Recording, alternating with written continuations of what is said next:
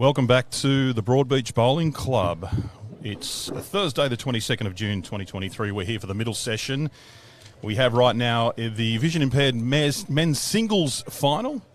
Jake Fehlberg from Queensland and Scott Kinnear from Queensland. Joining me in commentary again, I'm Kyle Langley, by the way, is Chris Wallace and Ben Crixtolitis. Good afternoon, gentlemen. Good to be with you, Kyle and Ben, for what should be a cracking match between some great competitors that just featured in the Vision-impaired Open Pairs final.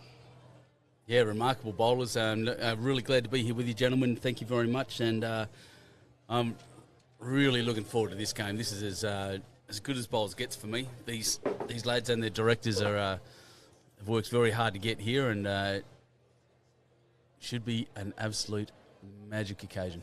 Now, I have been corrected by our statistician, our magical man in the background, Lockie Williams. This is actually a Vision-impaired Open event, so it was open to both men and women. That's right, and important to mention that it's not just Jake and Scott, of course, involved in this final, but they're directors as well. So Jake Fehlberg has his director, who's his brother, Cody Fehlberg, and coincidentally Scott also has his brother as his director, who is Shane Kinnear. So both Scott and Shane Kinnear featuring in the final, along with Jake Fehlberg and Cody Fehlberg, noting that the directors are just as important and the players in this competition. In the directors, you'll see them either standing behind the players or in front, lining them up on the mat, and giving them instruction as to how they're lining up, how their bowls are pointed, and then telling them where their bowls have gone. As often they have some sight, but not full sight, and any direction they give is going to be handy. And on this first end, the first four bowls are quite remarkable. Actually, not much adjustment needed at all. Good line for three of those four in particular. Now, we need to we'll go through the colours.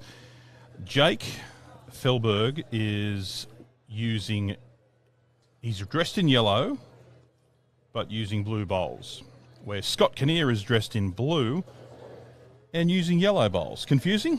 Yes. Yeah, so good to stick with the sticker colour. We probably won't refer to the bowl colours too much, but looking at the uniforms and the stickers will give an indication, and that'll line up with the markers' paddles. And our marker is Steve Douglas today, so great for Steve to volunteer and help out. Or Duggo, as he's more affectionately known. Duggo. Plays down at Maroomula. Yeah, so, South Coast lad, one of my locals. Not Maroomula, just outside my zone. It's a Dave Inglis club, but fantastic place anyway. Yeah.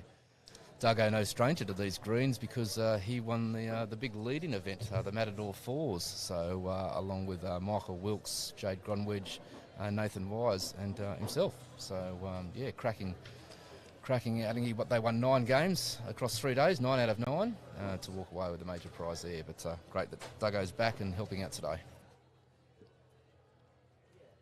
And just looking at Jake and a little bit of a bio of his achievements. He's only 29 years of age. Club is Bargara in Queensland. He's had 91 international appearances for the Parajackaroos. Just some of the achievements here. And no stranger to these finals either, Kyle. So apparently he said this is probably his 5th one of these finals. He's won 2, lost 2, but he believes this is number 5. Yeah, 2016 gold in the Vision-impaired pairs. 2017 gold in the Vision-impaired pairs. 2018 Bowls Australia Bowler with the Disability of the Year. He was the Bowler of the Year. 2018 Australian Open Gold Vision-impaired pairs. 2019 Bowls Australia of the Year, Bowler of the Year again for Bowls Australia with a disability. Vision-impaired pairs. There we go again. 2019 singles pairs. Bowler of the Year again 2020 and 2022 gold in the Vision-impaired pairs. I got tongue-tied around that. There's a lot of achievements there from the young fella. That's a huge volume of credentials. That's quite remarkable. It looks like he's got away to a good start here as well. They have removed 2 bowls from the head, so we'll get the indication from Duggo, and that is 2 to Jake to kick off this match, which will be 21 up singles. And not taking away with this brilliant broadcast we're bringing to you here from the card table. Other matches you can actually view: the multi-disability women's singles final between Serena Bonnell and Cheryl Linfield. You can watch that on Facebook as well. and also the men's pairs final between Aaron Wilson and Ben Twist. Aaron tees Aaron Sheriff. You can watch that on 7-2 KO, Fox or Sky Sports New Zealand. All should be cracking matches, so... I have the KO stream up here in front of me as well, so I'll keep the scores updated for you in the men's pairs final. Excellent, good work, Ben. And we heard a bit of a profile on Jake Fehlberg. So Scott Kinnear has been bowling for a long time himself. So I think you mentioned, Kyle, Jake is 29. Well, Scott's been playing bowls for 29 years. So started as an 11-year-old, he said. To start the contest, of course, all that time. This is the first one of these finals for Scott. So proud moment for him to make the final. And of course for Shane as well. Also Shane's first final, his brother, who is his director. Yeah, Scott looked that awesome combination of excited and nervous before the game when I was just having a chat to him, and you can tell the... and both these gentlemen coming off having played in the Vision-impaired pairs final just before this match, so cracking finish to that game. Jake and Helen were leading 10-0 early in that game, but Scott and his partner came back to get within one shot and had a chance to win the game on the last end, but just narrowly missed out. So Jake Fehlberg, one of the first of our 2023 Australian Open champions, along with Ken Hansen and Lucas Protopappas, who are playing next door in the multi-disability pairs final. But that's cracking shot from Jake there, and has set up with a 2 on this end. Scott just using an eyepiece there to look further down the green. His guidance from his brother, from his director, is more to do with bowls positioning. Just one of the several aids these players can use to get a good look at what's down the end.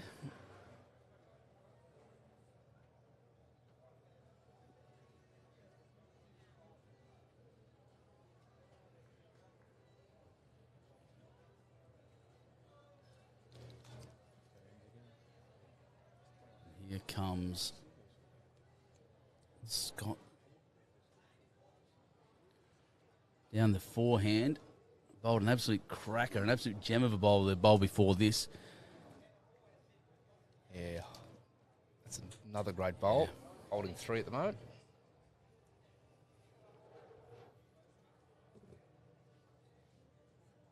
How important, gents, is to have a let's not say good, but a great director out there, because they're the person that probably takes a lot more responsibility than the person letting go of the bowl sometimes. Yeah, they're just an important part of the combination, that's for sure. As Jake just slides through a little bit with that one.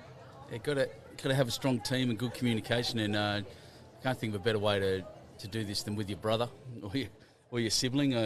I certainly, I'd be squabbling a bit with a pair of mine, I think, on the head. So they're doing well, these guys, to get on and communicate well.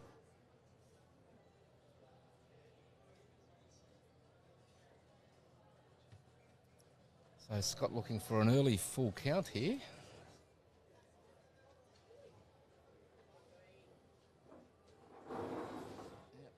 Yeah, Duggar holding 4 paddles in the air already, so it's a little bit of early pressure here for Jake.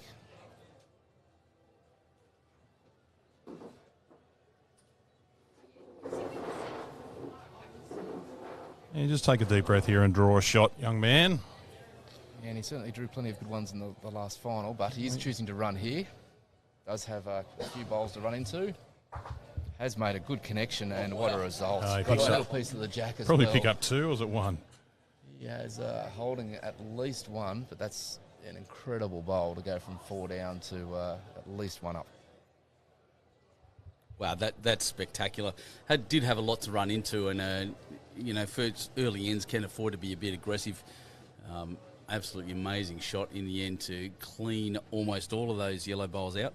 Yeah, certainly one of those heads too where you can go no worse than 4, so you may as well have a crack.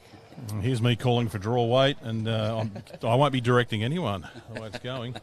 Yep, so they are going to have a look at the second shot, but we can tell you that Jake did definitely have the first shot.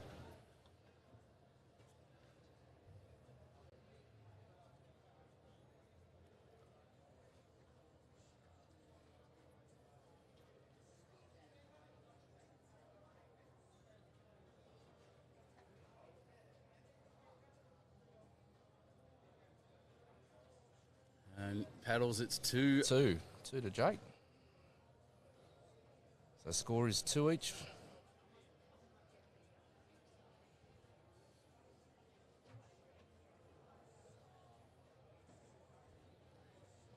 Two all at the start, and an absolutely amazingly, just an amazing beginning to this contest. 2 for 2, bowls in close, good heavy shots. And the lads really showing that they can play it all.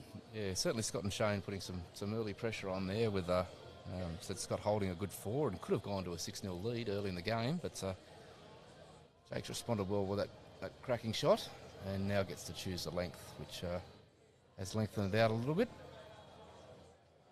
Just pulling up a touch short with his first, but was on track. What are we looking at now with speed of green? It's definitely quickened up since the morning session. Yeah, hard to get an exact 16? read. Maybe 15. I'll put a time on and timer on it for the next bowl. We'll get an approximation of what the speed is, but it's definitely got a real sheen to it, this green. It's a flat, compact surface. These greens at Broadbeach are absolutely world class, unbeatable and this time of year. Yeah, we talked about that the other day. The fact that a lot of the southern states don't get any growth after around March, but they're still cutting here. Yeah. The weather up here is just fantastic for lawn bowls.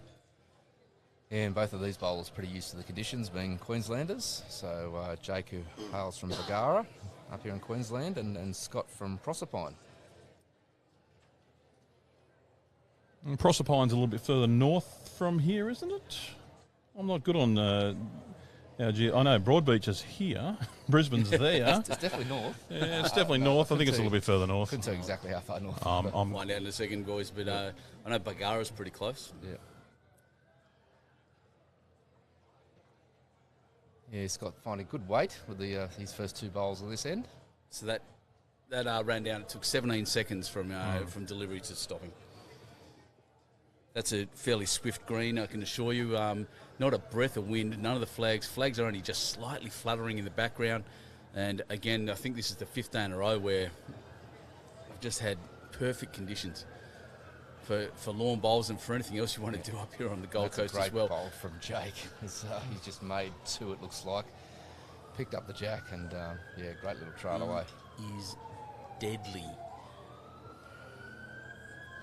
As we've got an ambulance in the back. No fire truck, is it? Bit of both. Oh. It looks like emergency services coming to remove the commentary team. Yeah. They've had enough of us. Well, we've had ambulances and fire trucks stop, and all the guys during their shift coming out and having a look over the fence to see what's happening here. Yeah, good response from Scott there. Yeah, perfect response from Scott. Holding a blue paddle up his duggo. So it is 1 to Scott, noting that again the colour of the bowls is different to the stickers. So Scott in the blue with the blue stickers, albeit he has yellow bowls, but blue stickers. Proserpine. Proserpine's a long way up north, up near Mackay, in fact. There you go.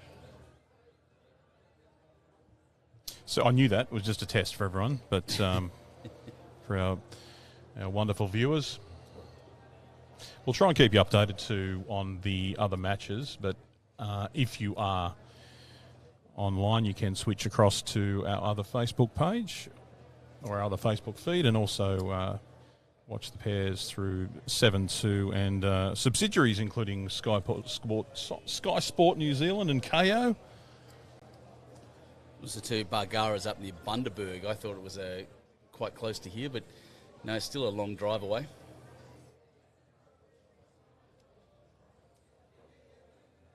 Yeah, Scott probably doesn't need to change a lot from his last bowl. Looks like he said he is holding. That's been the indication from Steve, the marker. And probably a little bit of extra weight on this one, but looks like there won't be any change. And we'll wait for confirmation, but it could be 1 to Scott.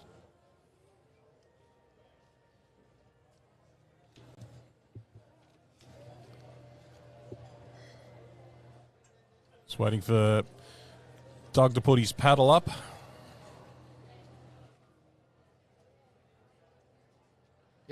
Duggo's indicating He's one. Look, Scott's already grabbed indicating the not mat. much. He's having a good Yeah, that's laugh. it. Yeah, exactly. Loves the game, Duggo.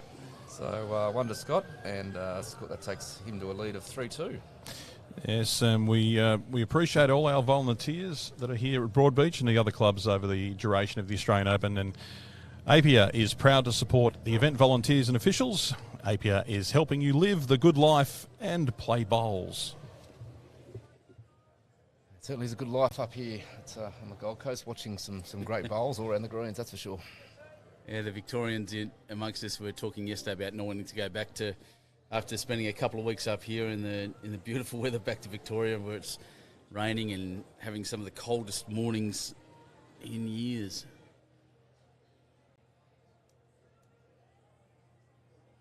Yeah, there is a bit of a cold change coming through. They said that Gold Coast will go from 23 to 22. So in the next couple of days. That's going to be brutal, isn't it? It's going to be brutal. Good time to be leaving. Not a bad start from Scott. Just come up a little bit short, but he's got the right line.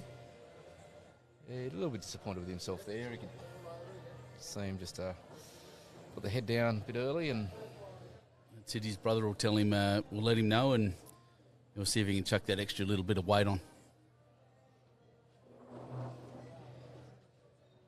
so I'm sure we've got plenty of Jake's and Scott's fans watching online.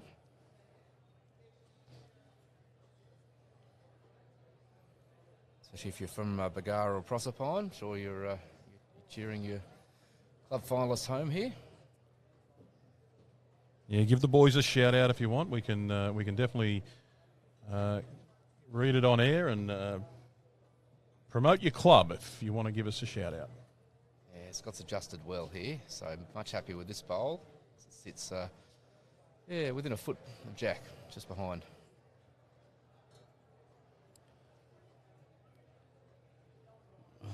John McKechnie from and Val watching from Ontario in Canada. They're the parents of Kelly, who's done the Canadian International, who's about to head up to the World Championships happening here in a couple of months, and should be very proud of what she's done at this Australian Open so far.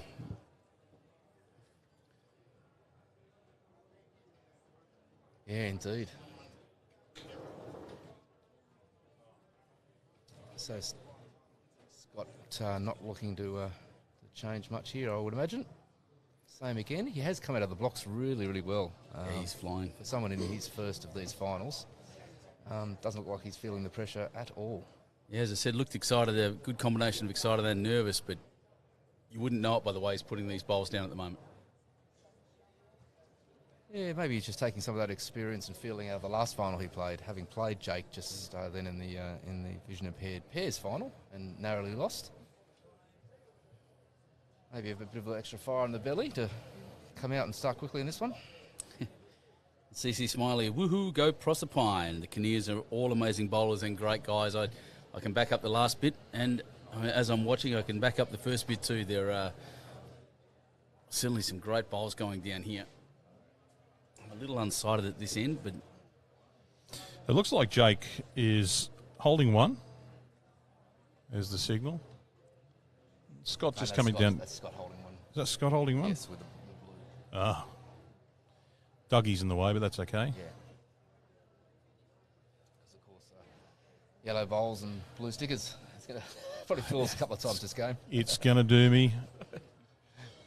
Blue bowls and yellow stickers, but we are playing by the stickers rather than the colour of the bowls. Just unfortunate the way that worked out, but these with competitors playing in multiple events, sometimes it hasn't always matched up perfectly with the colour of the bowls.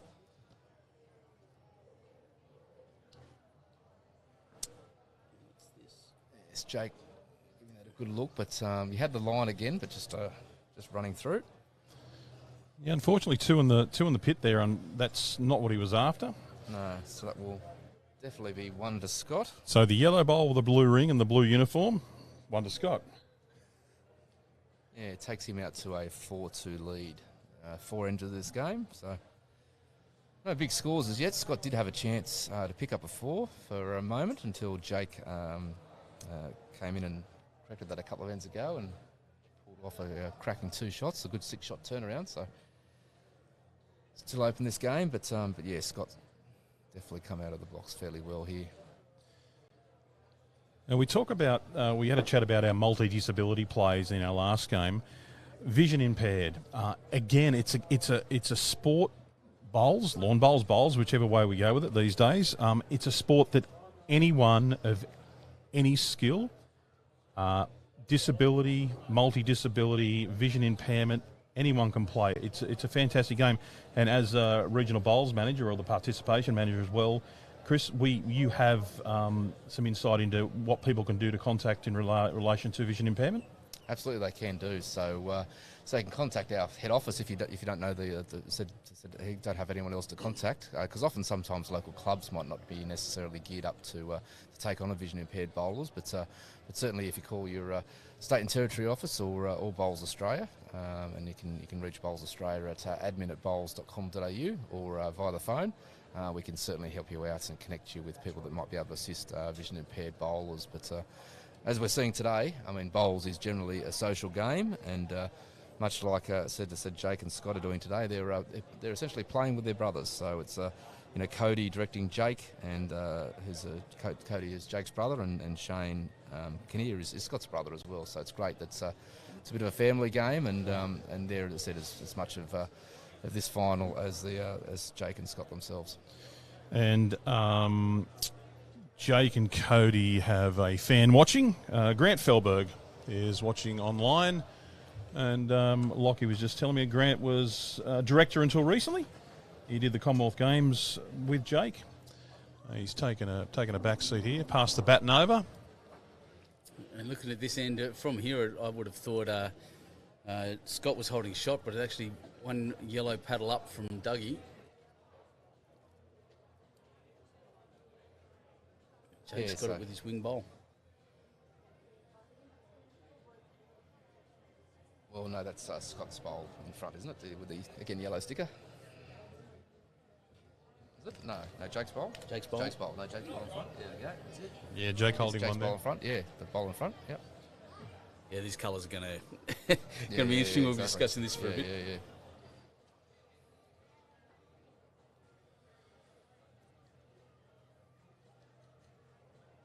Scott looking to reach around. Almost has. That's a great effort. It's like, Blake wants Jake's cooking. So Blake Nairn just coming past and giving us a wave and trying to steal our drinks.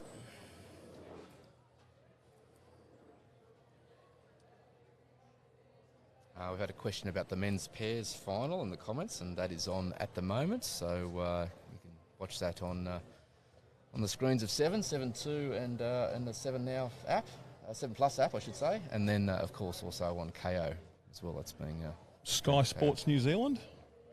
Working on it. We're looking at Sky Sports New Zealand, so yeah. Working on it. Going everywhere.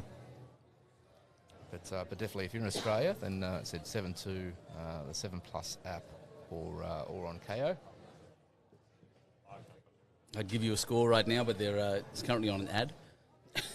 But Steve Dawes has said, go Scotty, pothole Kinnear all the way. Steve, if you could explain that pothole nickname, I'd really appreciate that one, mate.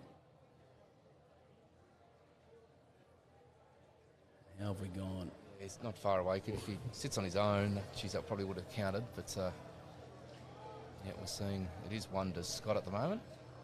One blue paddle in the air from Duggo, our marker. Steve Douglas, all the way from Merimbula, doing a great job helping out marking this game. He's a happy man, Steve Douglas. Loves the game. Magnificent club down there at Merimbula too. If you're ever down on the south coast of New South Wales, I highly recommend stopping in at Club Sapphire. They're a magnificent facility.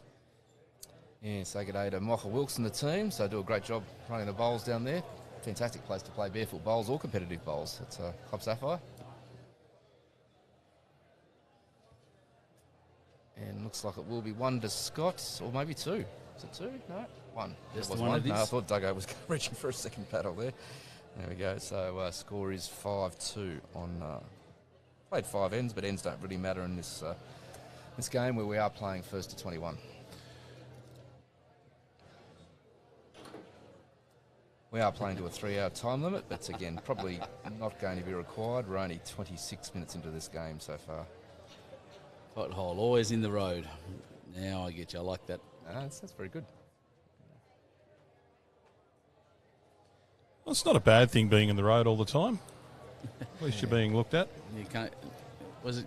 These guys said in the last broadcast, you can't be knocked up if you're not short. Absolutely. I like it. So Scott taking the mat up to around about the 25-metre mark and roll the jack to the tee. Probably, maybe want to try and take advantage. Jake did push a couple into the ditch going this way last time, so maybe he had that in the back of his mind when he's rolled this jack. And a decent opener here from Scott. Good starter. Just a bit of a sidelighter was just recently, and this would help a lot of our remote and regional clubs. Federal government have opened up a new grant for not-for-profit organisations, including clubs, looking at infrastructure. If there's any clubs out there, mainly remote and regional, that are looking to do any improvements or upgrades that will benefit the community, don't hesitate in contacting your local regional bowls manager. They can assist you through the process of going after that grant or applying for it. As we know, not everyone will get one, but you've got to be in it to win it. You've got to get your application in. So if it's something that does interest you for your club and you are a club executive or even a member that can talk to your club, contact Bowls Australia through the resources page. Look for your regional bowls manager. Email them or give them a phone call, and we'd be more than happy to sit down and go through that grant process application with you. That's right. Absolutely. It's a wonderful bowl from Scott comes in. But, always grants available, whether it be local council, state government, federal government grants. Always worthwhile to keep an eye out for that. And certainly with the help of the regional bowls manager support, state and territory officers, and, of course, the support of those levels of government, clubs have been able to achieve $24 million in support over this last 12 months. So, fantastic to have the support of those government authorities. And the funds are available there for not-for-profits to use, and that's a good new opportunity that Kyle's mentioned. Well, the role of a regional bowls manager is so diverse too, because we help with funding, we help with membership renewal, membership retention, we help with membership drives, we help have clubs get in touch with different organisations like a Vision-impaired, our wheelchair sports. We are there to serve the clubs and help them as best we can. So we're out on the road a fair bit, knocking on doors and making phone calls, but it's if you've got anything you want to talk about, pick up the phone and give us a call. That's what we're there for. We do love to hear from you. That's the best part of the job, is when the clubs are reaching out for us and we're not hunting for opportunities. The proactive clubs will get the advantages every single time. Yeah. And Cody doesn't, as Jake doesn't look far away from here, as Cody looks on the background, but it seems like it's still one to Scott.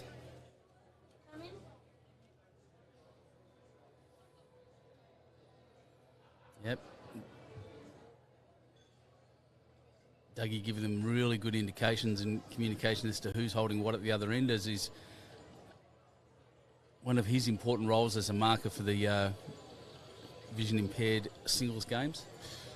Scott just staying away from the danger here. He's probably a bit wide, looking to sit that front bowl or slide off it, but he's just gone through.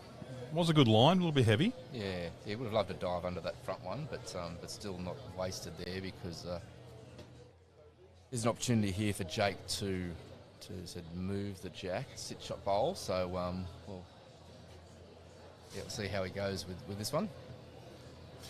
Jake has to be careful here. He has been playing with about a metre of weight on a few of his bowls, so he has to be careful not to pick up that jack. You're right. If he does, he could. There's two sitting back there to catch, unfortunately, for...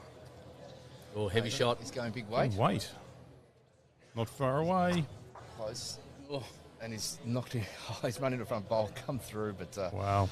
Yeah, look, it was a fair go. He did get the result coming this way a couple of ends ago, but not this time, unfortunately. There's absolutely Jake. No fear playing that heavy shot, as we saw earlier in the first couple of ends, and I think, Jake having those... Was it Jake? Sorry, my apologies. Scott had a couple back, and the yellow bowl's getting me again. And I I think is very aware of that ability of Jake to really run through a head. Yeah, no, Jake's got a great drive on him, and a couple of drives he's had to play, he's executed very well. Got the result the first time, just not getting the result that time. But that takes Scott to a 6-2 lead in this race to 21. And of course, the Australian Open is supported by Major Events Gold Coast and the Queensland Government through Tourism and Events Queensland, and we thank them for their support. And Shelley, no, the men's pairs finals not being live streamed. It's on the wider broadcast, so on channel 7.2 KO and is it Fox Sports New Zealand? We're not sure. We're checking on Sky Sports New Zealand at the moment, but it's also on the 7 Plus app. And the 7 Plus app. And they did they gave us the option to do which one do you want to call, boys, and we said no, we're staying here. We'll let the big dogs do their thing around the corner there, but we'll stay here. Let's see if we get not chasing the limelight. We're looking after our vision-impaired singles. Yep. It's definitely standing room only at around some of the greens here today, but good crowd watching this final as well. I just noticed Warren Shipley walking past. The security guards with him. It has more security than ex-president of the United States. That man, it's incredible. Needs it. He needs it. Look, his ears must have been burning from this morning's broadcast. well, what a crowd! But you look around you inside the club. There is a phenomenal amount of people here. All to see Warren Shipley. That first bowl of Scott's is an absolute ripper of a start. Yeah, he's just starting most ends so well, isn't he, at the moment? Putting some real early pressure on Jake, but he's thrown a really short end as well. He brought the mat right up after consulting with his brother a bit. He has, yeah. He's gone to about that 25-metre mark again, and Jack to the tee. Running a little bit through this time, but again, when you've got first bowl there and Jack high, that's in a good position. So good position.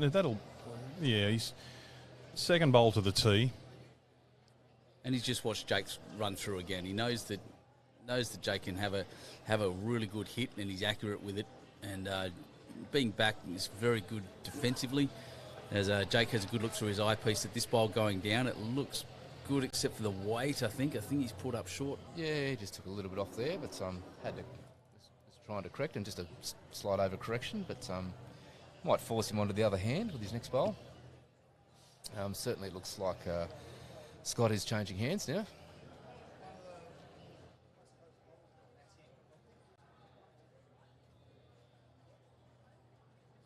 So Scott on the backhand has favoured playing the other side of the green so far to this point, but he's on a nice track here. Yeah. Very good arc indeed. Just slow down. And that's a bowl. great bowl and a wonderful second shot. So, the first shot that made two. Yeah, interesting that just on the comments there, Denise Blackburn, Scott and Shane's brother Luke. It's a sad story. He has sadly broken his neck and fractured his skull back in March. That's their brother. So Shane has set up a GoFundMe page for Luke Kinnear, and they're asking for assistance. If you're willing, you can look that up. Yeah, that's terrible luck. So all our best to Luke. So as Jake had a run with his last, Scott looking to probably just add another. He's already got one out the back covering the tee. Yeah, Jake's been the more aggressive of the two so far. Yeah. Well, and Scott doesn't want to probably. Well, he's got a bit fortunate there. He's probably still holding at least a couple. Has given Jake though a bit more room to draw in, and Jake is the sort of bowler. Give him a bit of room, he may make you pay. Yeah, that was unfortunate. The rebound he got there. It's 2, possibly 3. He's still holding. Looks possibly holding the 3, but it's as you said, much easier draw shot now. Yeah, certainly an opportunity for Jake to get back into the game here. First part of the bowl was good. It's just, is the weight right? He may have just done enough to get the shot. No, he's done enough. Yeah. So, yeah, look, a good bowl from Scott. Bit unfortunate Jack sprung free, but as I said, does give Jake a chance to score, which he has taken advantage of. And their score is now 6-3.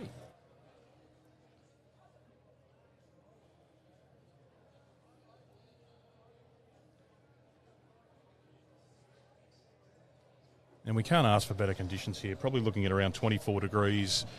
A little bit of wispy cloud in the sky. A light breeze, but beautiful weather again, gentlemen. It's just been fantastic this last 2 weeks, hasn't it?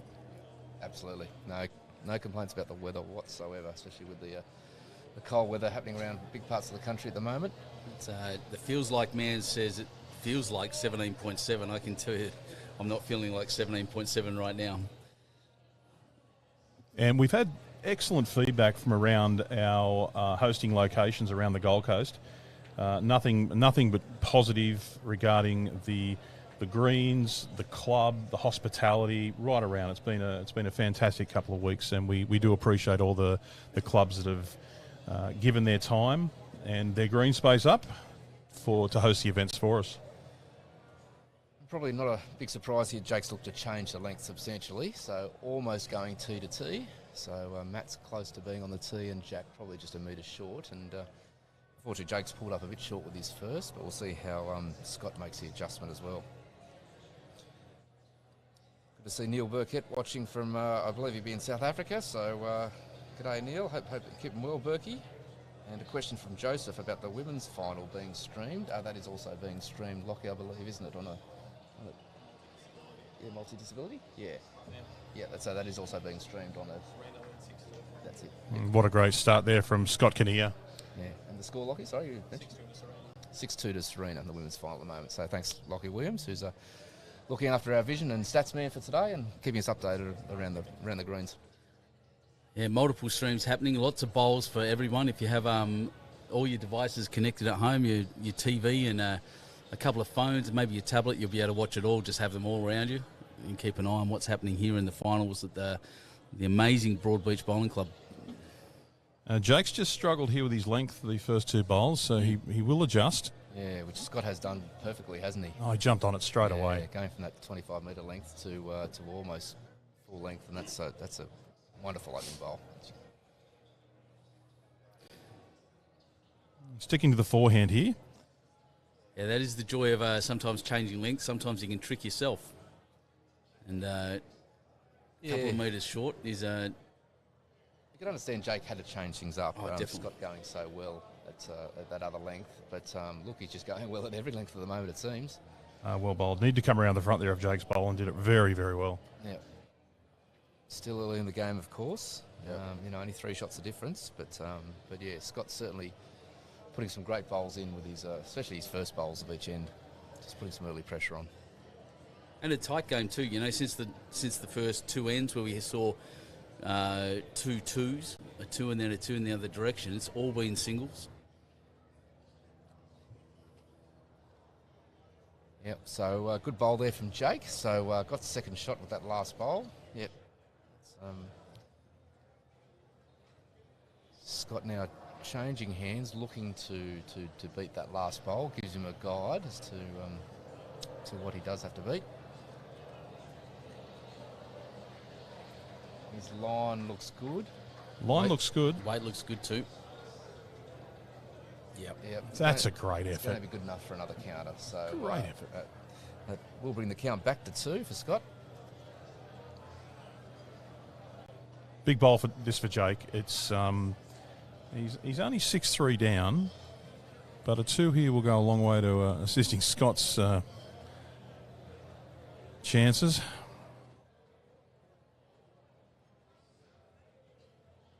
Yeah, Jake looked like he might just cut across the head here.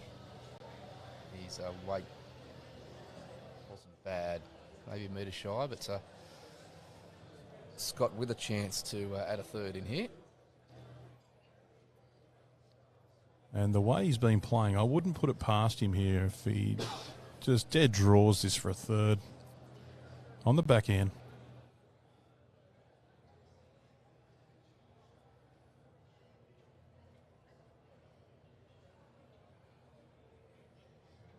And yeah, it looks like he's not far away again.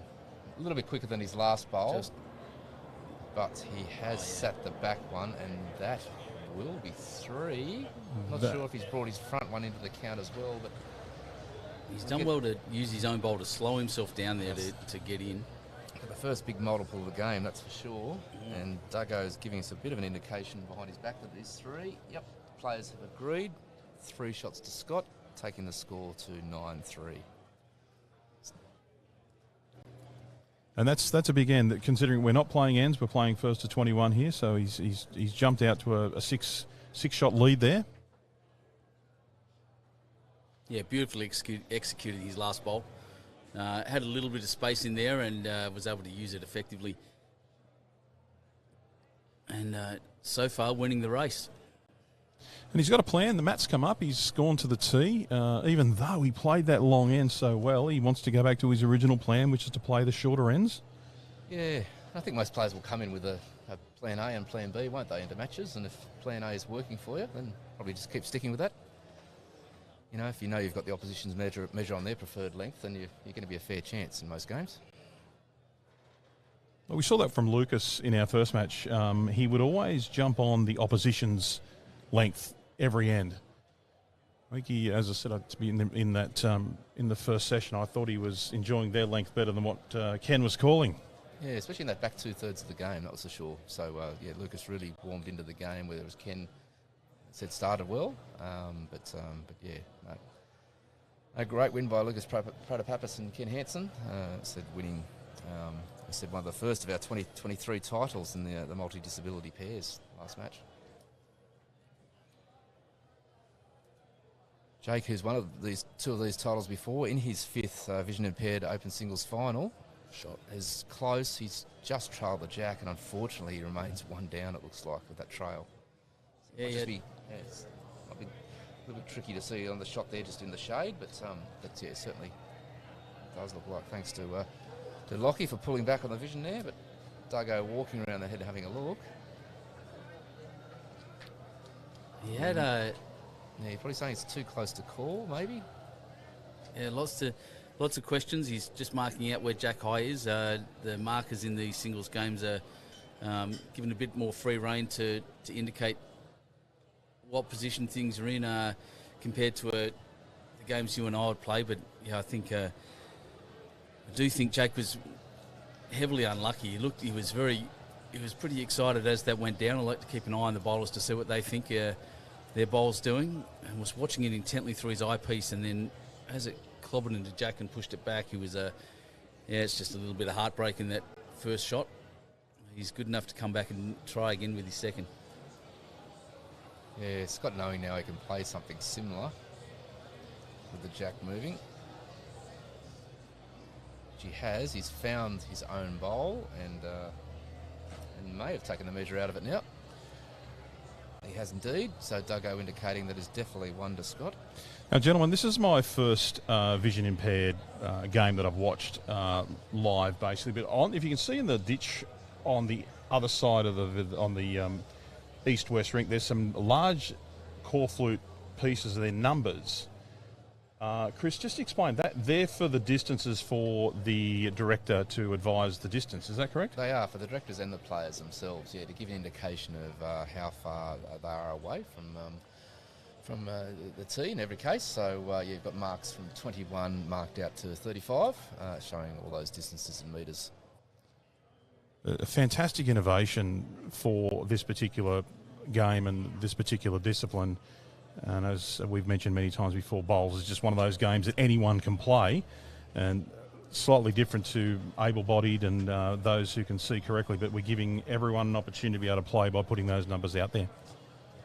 Certainly helps us commentators too. When I was mentioning the 25-metre mark before, I wasn't just having a rough stab at 4 metres back from 21. I can actually see the mark on the back. Could you have organised the yellow bowls with the yellow play with the yellow rings as well? But no, we probably should have looked after that. But I thought you were a genius.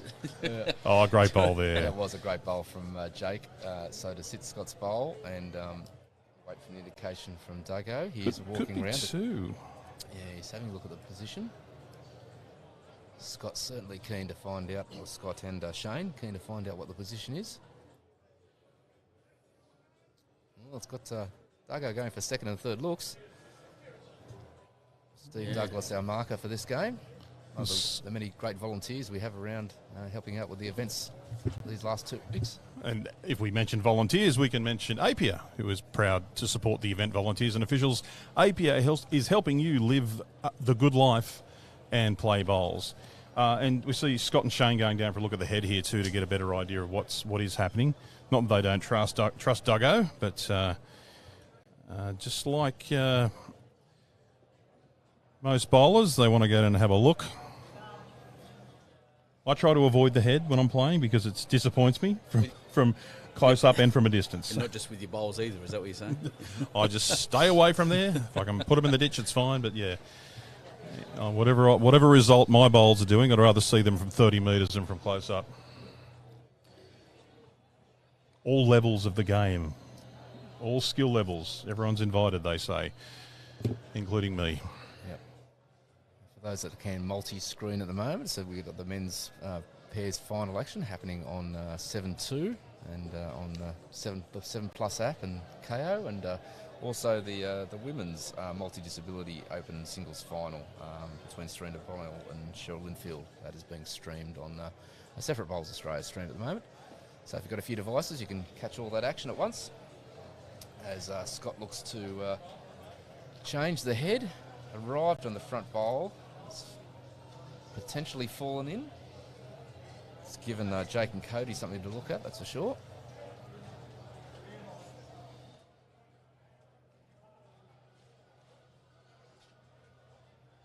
Yeah, lots to look at, lots of options. Yep, Steve Douglas also walking around the head as well, and give us an indication that it is 1-2 Jake at the moment.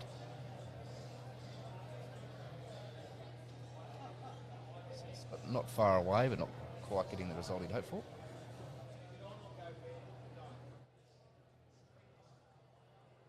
He's playing the backhand here. He's just got a chance he can either present to his front bowl there and just sit and stay, or he can nudge it over.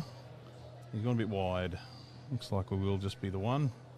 Yeah, he has indeed. But look, another score for Jake. That'll take the score to 2-9-4 once we had confirmation from the players, but certainly the indication from Duggo that was 1 to Jake. Really pulled up in the shadows there. I thought that was going into the ditch, but as it hit the shadow, it just seemed to stop dead.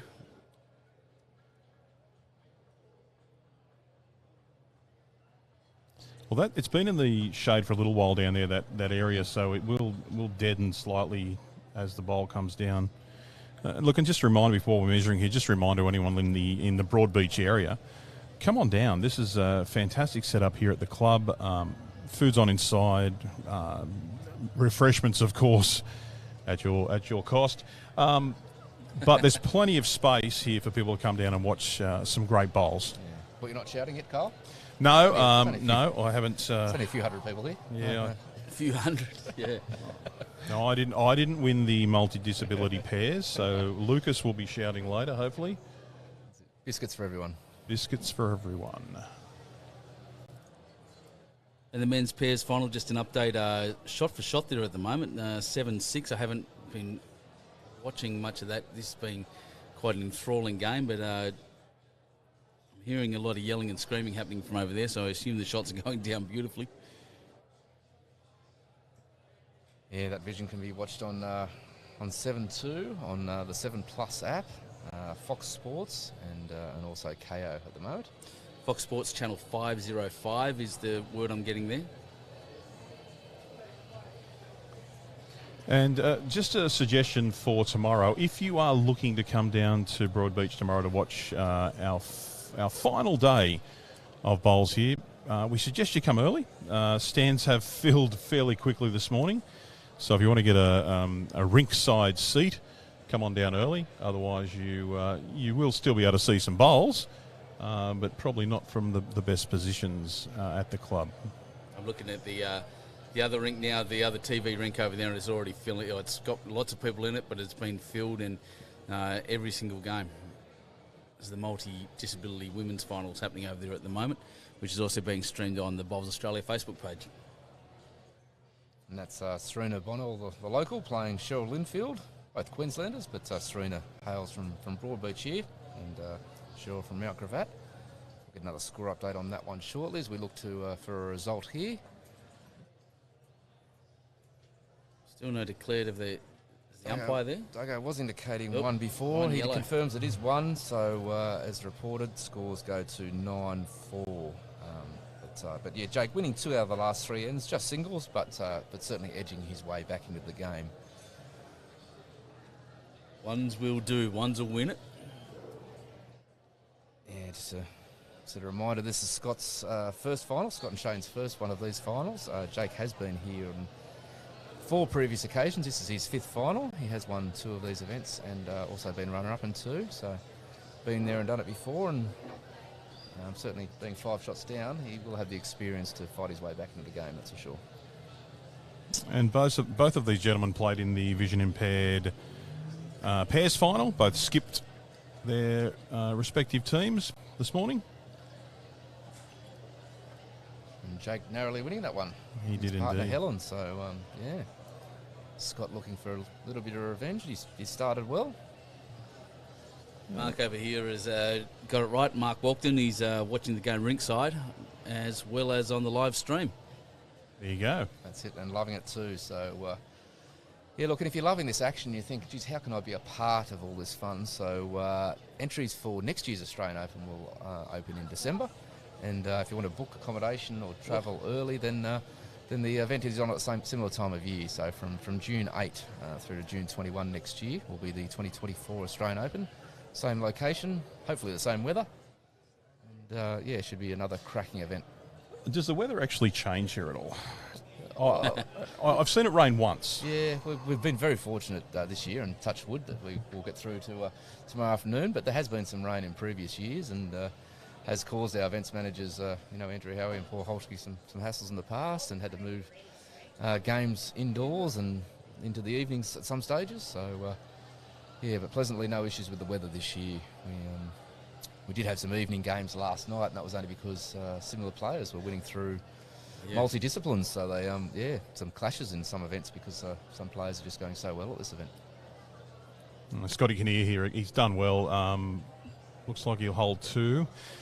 Chris, we must point out, Mega Bowl, 2 in a row, full field of 128 this year.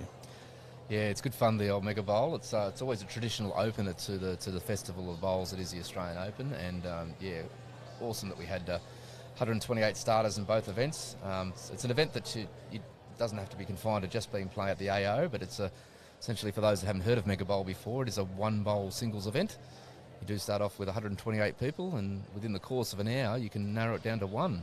And as was the case here, we had $10 per person for the entry, and in both cases, an individual walked away with $1,280, which was fantastic for both Kate Carriage, who won our first one, Kate, who hails from Nowra and plays for the Defence Force Bowls team, and Taki O'Hara, who hails from Aberfeldy in Victoria, and he narrowly beats Pontus from Bondi. Bit of an international feel we had for our second Mega Bowl. It was a Swedish bowler, Pontus from Bondi, and someone of Japanese background from Taki from Aberfeldy. So both great blokes, and yeah, some cracking bowls in both finals. And we've got to give a rap to yourself and Paul Holtke for organising. I was here first night. It's a tough gig to organise, but just an amazing thing. And you're right, clubs can do it at their own club. They can do it of an evening but you don't have to charge $10. You don't need 128. You can do it with any number. You just need to be able to draw, so it's a 1-bowl knockout. But yeah, it's a fun evening.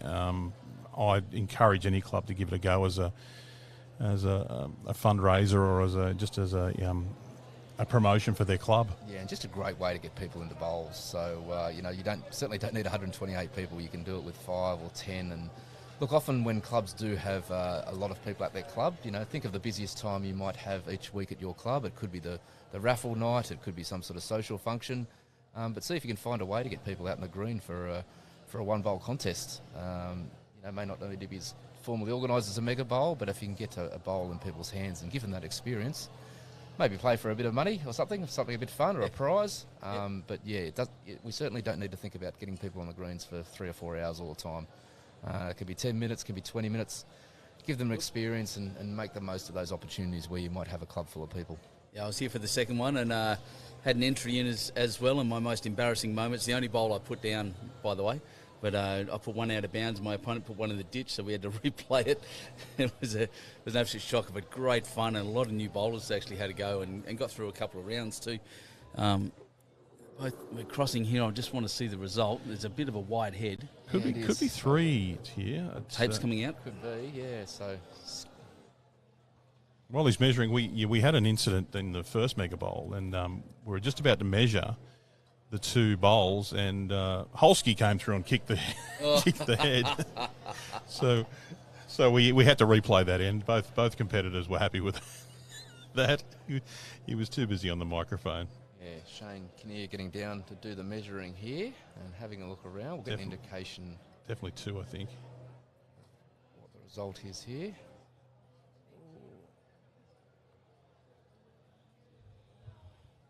Been wrong before, to be wrong again. So we'll get it all. Yep, Duggo will give us an indication. Just the one. Of just the one shot to Scott. So that takes the score to 10-4. But yeah, Mega Bowl, fantastic concept, great fun.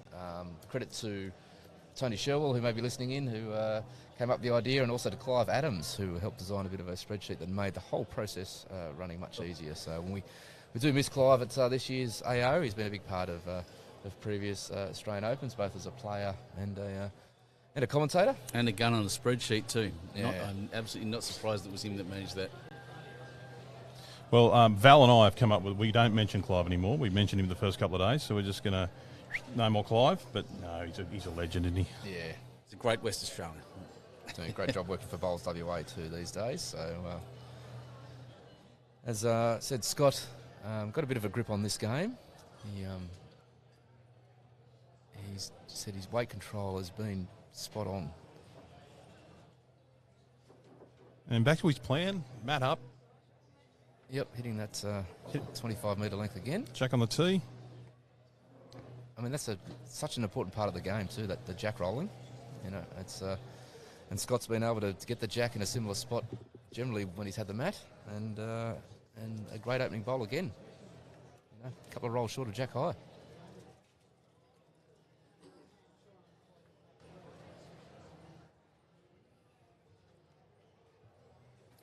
And we see our CEO, Matt Kennedy, wandering around,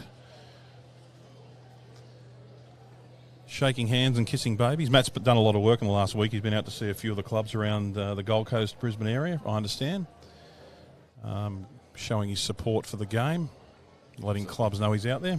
Yeah, taking great interest in all the action as well today here at Broadbeach. Scott probably not looking to change too much here. Great first bowl. Thrown it a little bit wider. And it's coming back. Yep, he's got the same weight. It should be a bomb. 2 great efforts there. That's 2 good opening bowls again, which is what we've seen a lot from Scott this game. Very good openers, and forcing Jake to come up with a response.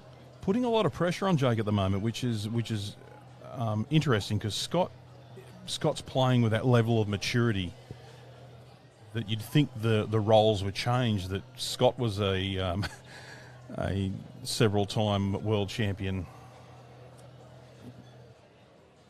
Sort of graphic come up there, which was for the World Bowls Champs. World Bowls Champs coming up here. Yeah, that's the World Bowls Champs. Of course, see the world's best here at Broadbeach and elsewhere, in Helensvale, so Musgrave Hill. That's coming up from late August through to early September. So be here on the Gold Coast for it's essentially Bowls Olympics, the World Championships. So it has normally happened only every 4 years, but going forward will happen every second year now. And it's great that the Gold Coast can be host of that event. With over 50 nations coming to play, and much like this event is, the para disciplines are integrated with the open disciplines as well. So, and we saw a few of our nations out here recently or currently at the AO. I noticed Hong Kong had a few of their players out here. I think there was there Indian players here? I can't remember. Yep. I do believe, yes. So a few, New Zealanders, a few of the nations have actually brought their players out to have a run at the Broadbeach greens, see how they go. Yeah, so Jake's just pushed his third bowl through the ditch there, but once again, that's a clever bowl, knowing what Jake's capable of with a heavy shot. Correction, sorry, my apologies. Got the coverage back. He is running heavy, and that's what I meant to say. yeah, so Scott's just looking to probably drop in behind. He can count and cover with this bowl, it seems. Yeah, that's really good weight. And Holding three there. It's back to you, Jake, to see what you can do. We're looking weight here again. It's been the pattern. Just a draw. Yeah, no, there's room enough to draw in here. A past champion like Jake can certainly room enough for him to draw. Not far away. Oh, it's unlucky. That's a great effort, yeah.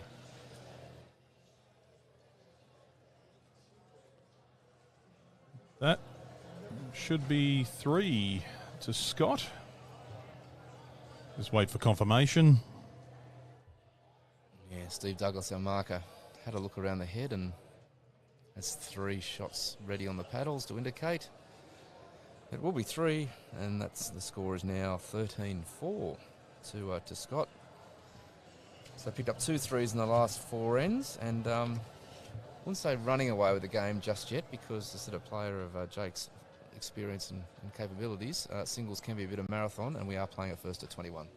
And of course, Dougie with the paddles there is one of our valuable volunteers here, and APIA is proud to support the event's volunteers and officials. APIA is helping you live the good life and play bowls. And look, after yesterday's game, I'm not going to write anyone off in a singles game, especially not someone of Jake's capability, but he does need to get some control of this game. His wins are coming a bit sparse. Well, after Mr. Sheriff came back from 20 to 12 down to win 21-20 this morning, someone of the calibre of Jake Fehlberg, you could not write him off. That's it, yeah. We just Duggo getting some advice there. That's he put the jack on the wrong line. So, yeah. Thanks for the help from the crowd. Yeah.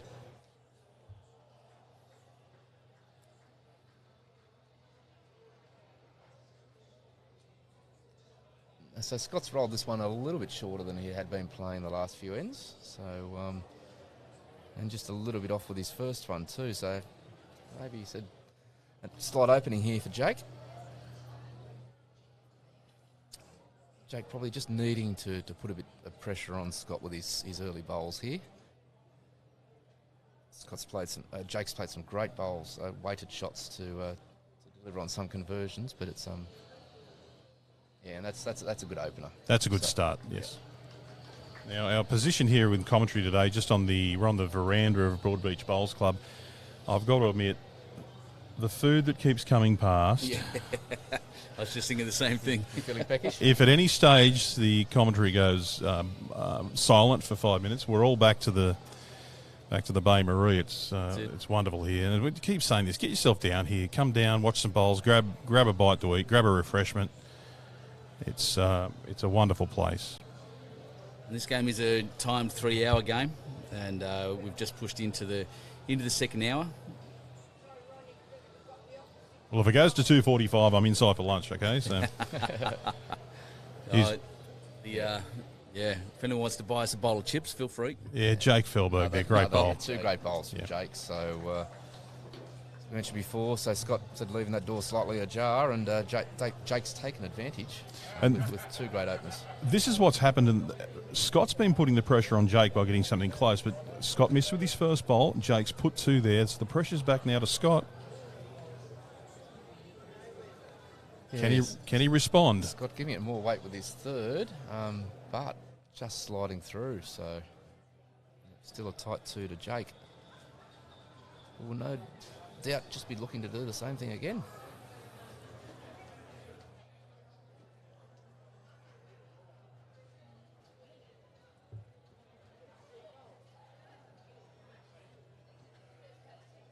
There you go, Vince watching from Austral. Lots of emojis there. So great club Austral, isn't it? He's been on the stream every day that I've been here as well, from Saturday to today. Yep, progressive club Austral, aren't they? Doing good things, trading well, aren't they, Ben? Yeah, great club. Love them. And a growing area of Western Sydney there. Actually, I've seen some Austral shirts here this week too. It's a good-looking shirt. Big bowl here for Scott. He needs to Yep. he needs to correct with his last, make some contact in his head. Coming back he's now. not far away. Coming back. Oh, he's set the back bowl. Great He's got bowl. the shot. What a shot. That's Absolute sensational. Yep. So It's what we expect to see at the Australian Open, shots like that, especially in the finals.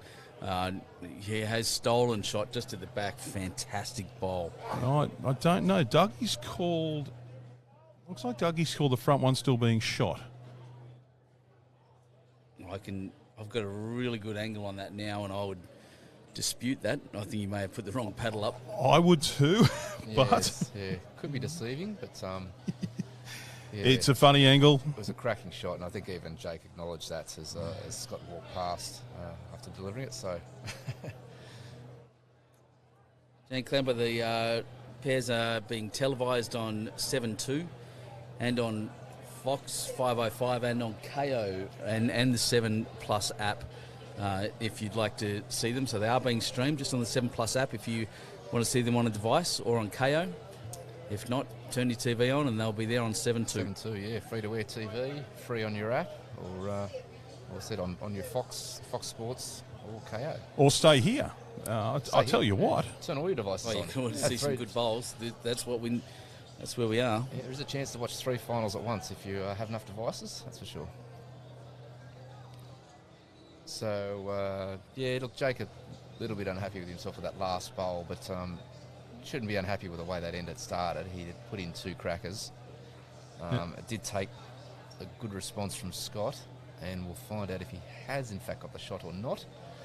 Visual indication from Duggo, our marker, may not be, but players are walking in for a look, and directors. Picked up the jack. Conceded the one. Yeah. No, it is going to be so 1 to Jake. So score is 13-5 in favour of Scott. Lucky you didn't put your house on that one. I did. Timmy? See, make the early call and it's wrong. Val and I had a pretty good record this week, but I've had a shocker today. That's fine. We're all human, mate. And you know, so you are sitting in the sun there baking a little bit too. So I'm cooking. You guys are in the shade. I'm absolutely baking. you want to over slide here. across? I was a West Coast Eagles fan, just walk in front. It's a brave man wearing that shirt. Oh, absolutely, indeed. Yeah. I think they're getting about 50 points head start in Sydney this week. And Sydney's not flying either. So our 2 teams going to battle. Benny, Oh, yeah, that's right. Yeah, it's Eagles paying $15 on the betting markets there this week. Fly home to Sydney just before the game, so I'm thinking about turning up, and then again maybe not. yeah. But yeah, look, great starter from Jake there again, and it's probably what he needs at this part of the game to put that pressure back on with his early bowls. Certainly something Scott's been doing for the majority of the game to this point. Not liking that one though, Scott. Just threw the hands up in the air soon after he delivered, and unfortunately he's just going to turn in Jake's bowl there. So have we seen a bit of a turning point, lads, in the game? Well, it's that first bowl pressure. Put something on there. And again, he made Scott have a little bit of a run at it. Play with different weight. First bowl pressure is vital in these singles games. We've seen it all week. And look, important for Jake to get back-to-back wins here and a bit of a flow on. So far he hasn't managed that. Yeah, it's amazing how many other thoughts enter your head once your opponent constantly gets that first bowl there, and you start to a little bit of self-doubt creeps in, and thoughts about other shots or which hand I should be playing. Yeah, look, Scott, a decent go with his second bowl there, just finding the gap between Jack and Bolt. And if you're interested, the men's pairs final is on 8 all at the end of the 11th end. It's going down to the wire there.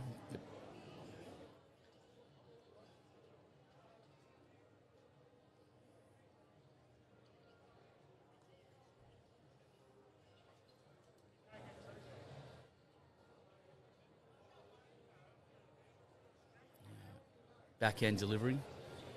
Yeah, Scott putting a lot of thought into his delivery. He's very practiced sort of pre-shot routine. Yeah, nearly Very consistent. nearly nailed Jack last time. He's gone a little bit wider this time. Yeah, he's got close to getting shot. The question will be who is holding at the moment. So Jake and Cody asking that. Steve Douglas, our marker, having a good look around. Just an update. Oh, sorry, Chris. No, you're right. Just indicating one to Jake. You're right, Cole. Update from our multi-disability women's final. Serena Bonnell 10 leads Cheryl Linfield 2. We've got Val Thebo over there. He's waving and yelling out scores to us. He's a great man. Good stuff, Val. So it's going to be a win for Queensland either way in that final. But and a win for Queensland here too. Yep. The interesting to see here, Michael Kinnear saying bring the gold home, Shane Kinnear and Scott Kinnear. Probably another relative, but something I'm really noticing, and the thing I'm actually loving the most about this game, apart from their exceptional bowls, is the encouragement the directors are giving to their players and keeping their spirits up. That, apart from the directing, that's, the mental side of the game, such an important part. It's really good to see the connection between the team. It really is a team game, even though it's a singles event. Yeah, certainly it's a family affair with Jake and his brother Cody directing, and Scott, other competitor, with his brother Shane directing. And of course we heard that Grant Fehlberg was watching before, previous Commonwealth medalist as a director, and obviously so Michael as well tuning in from the Kinnear family, it looks like. So bowls is a great family sport, something you can play together, and as these brothers are today. So in their hunt for the 2023 Vision-impaired Open Singles title. At the moment, Scott having a 13-5 lead as the players get down to measure to see who might be holding shot on this end.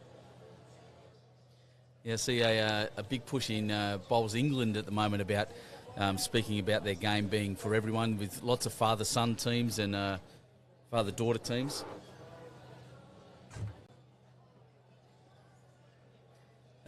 Getting around, or mother sons and things like that, the real big push, and that's a real thing too. I'm trying to get my daughter into the game so we can play some mixed pairs. Yeah, the result of the measure is 1 to Jake, so a couple of singles in a row takes the score to 13-6, and his first pair of wins back to back.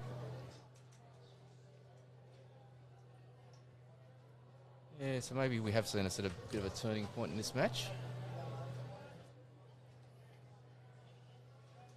In the multi-disability Open with Wimbledon singles final, we were hearing Serena got a bit of a grip on that one, leading 10-2 over Cheryl Linfield. And the men's pairs, Ben, can you see? I can. Twisty and Mr. Wilson are 10, Tees and Sheriff are 8 after 12 ends. So Twisty, the team Twist there, getting a 2 on the last end.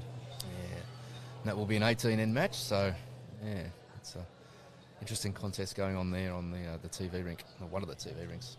Yeah, we talk about bowls pressure here. Jake Fehlberg just jumped straight back onto the jack, through the jack, jumped onto it, and that pressure straight back onto Scott Kinnear. It's so hard to beat that bowl. It is, and certainly something Jake's done the last 3 ends now. He's been there early, and Scott, just a little bit wobbly with his first deliveries. He's a couple in short, couple past, but we've got sirens in the background again. This time it's a fire truck. Yep, heading off in the other direction this time. Yep. Lunch.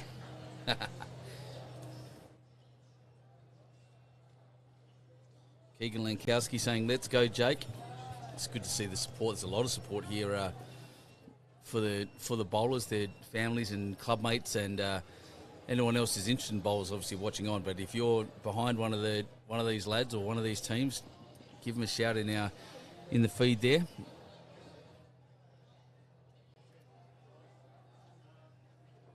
Yeah, it's a bit of weight from Scott there, so it's finished just about jack high. Was really disappointed with that shot, but he's come back to his brother. His director's giving good direction and a real lift. Tell him to lift his head up, get his shoulders back, and find his focus again. Whereas Jake is just an absolute machine here now that he's got the advantage. Yeah, it's great weight again from Jake, so looks like he is holding second shot. We can Duggo, the markers, giving us a bit of a cheeky indication with the markers, the paddles behind his back, indicating 2. Yep. She's now raised. And, you know, having the director there giving, let's call it direction as it is, but just as being a support person, giving them advice, giving them support throughout the match, it would be very handy for any bowler to have that type of coaching there. Absolutely. They're not just providing visual guides, but also a bit of a calming influence and a coach at times. A good director can be all of those things and more. But certainly you could see, Cody and Jake having a good chat before when Jake was down by a couple more shots. And Jake certainly found his rhythm now, being thereabouts the last 3 ends. And Scott just, probably said needing to find his way again. And there's another RBM just walking past, Darren Morrison from Northern Sydney. Great man. Played really well in what's the lead-up game to this? The pairs, the Blue Diamond pairs. Blue Diamond pairs, that's one of the right. lead-up events. Yeah, so Matador 4s. We also had a crack at it. So the Blue Diamond pairs, they were very good. Him and Michael Sorensen that had a really good crack, and Darren apparently playing out of his skin. Yeah, runners up in that event, I believe. So looks like it's going to be, I think, 2 here to Jake.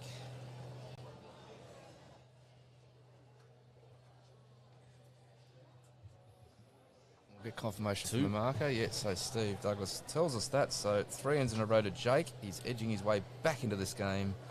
Score of 13-8. Well, 4 unanswered shots there over the last 3 ends, and a really, really big turnaround. And correct, Kyle, we're seeing a bit of a shift in the game. Yeah, and this is the experience of Jake coming back here. He will use his years of experience, which he has, and playing on the big stage. It'll help him come back in this match. But look, Scott just needs to find his range again, because I believe he's been the better bowler over the first few ends. He's been more consistent, but he needs to find his range. And this is what we're looking at here. Jake throws the jack, and he's been sitting one on it. Let's see what the result is this time.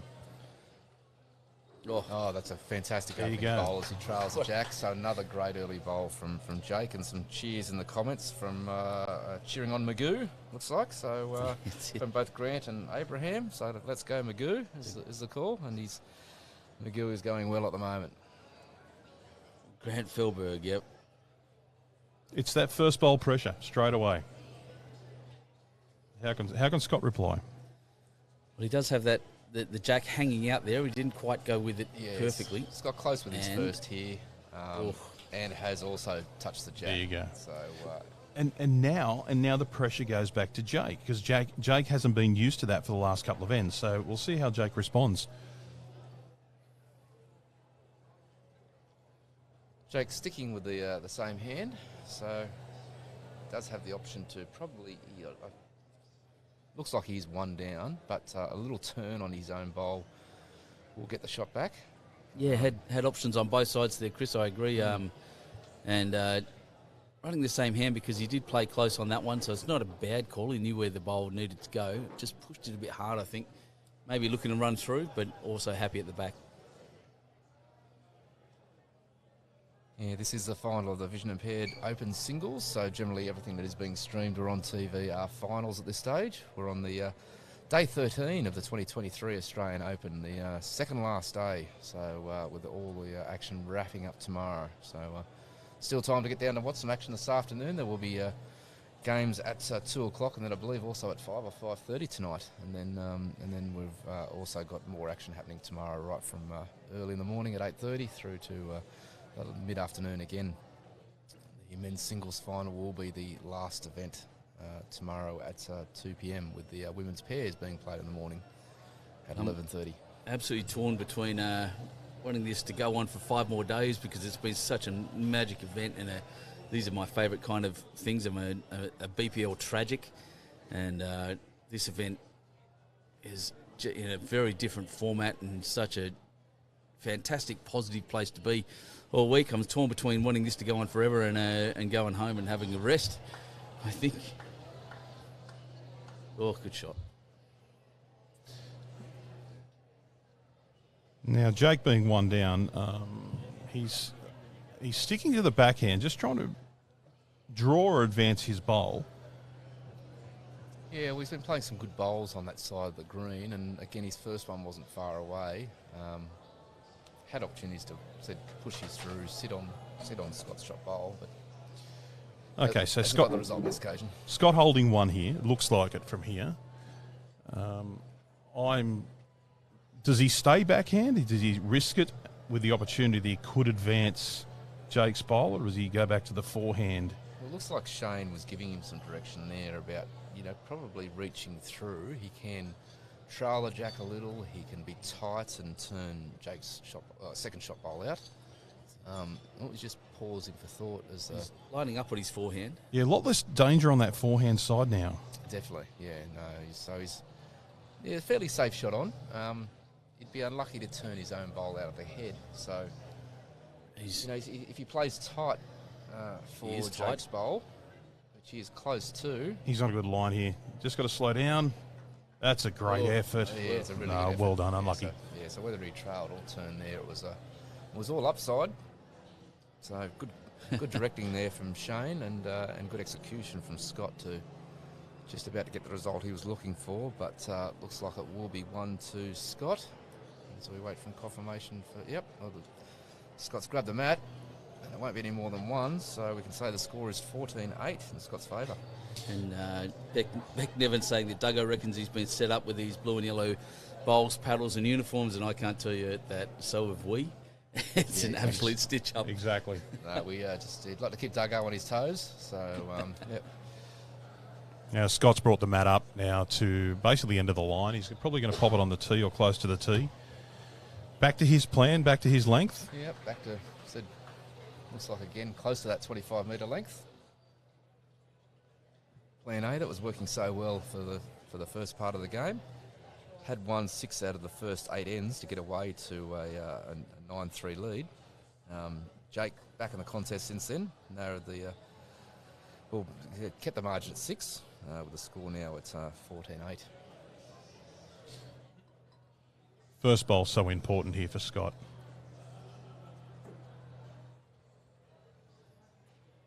He's done it pretty well by the looks. Yeah, no, it's a great opener. Really good opener. Well bowled.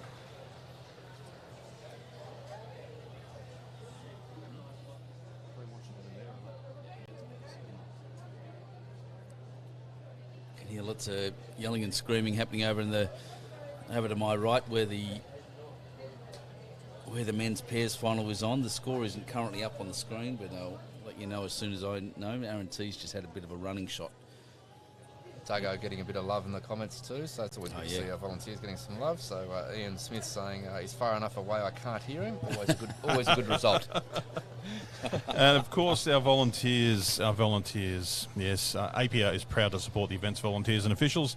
APIA is helping you live the good life and play bowls.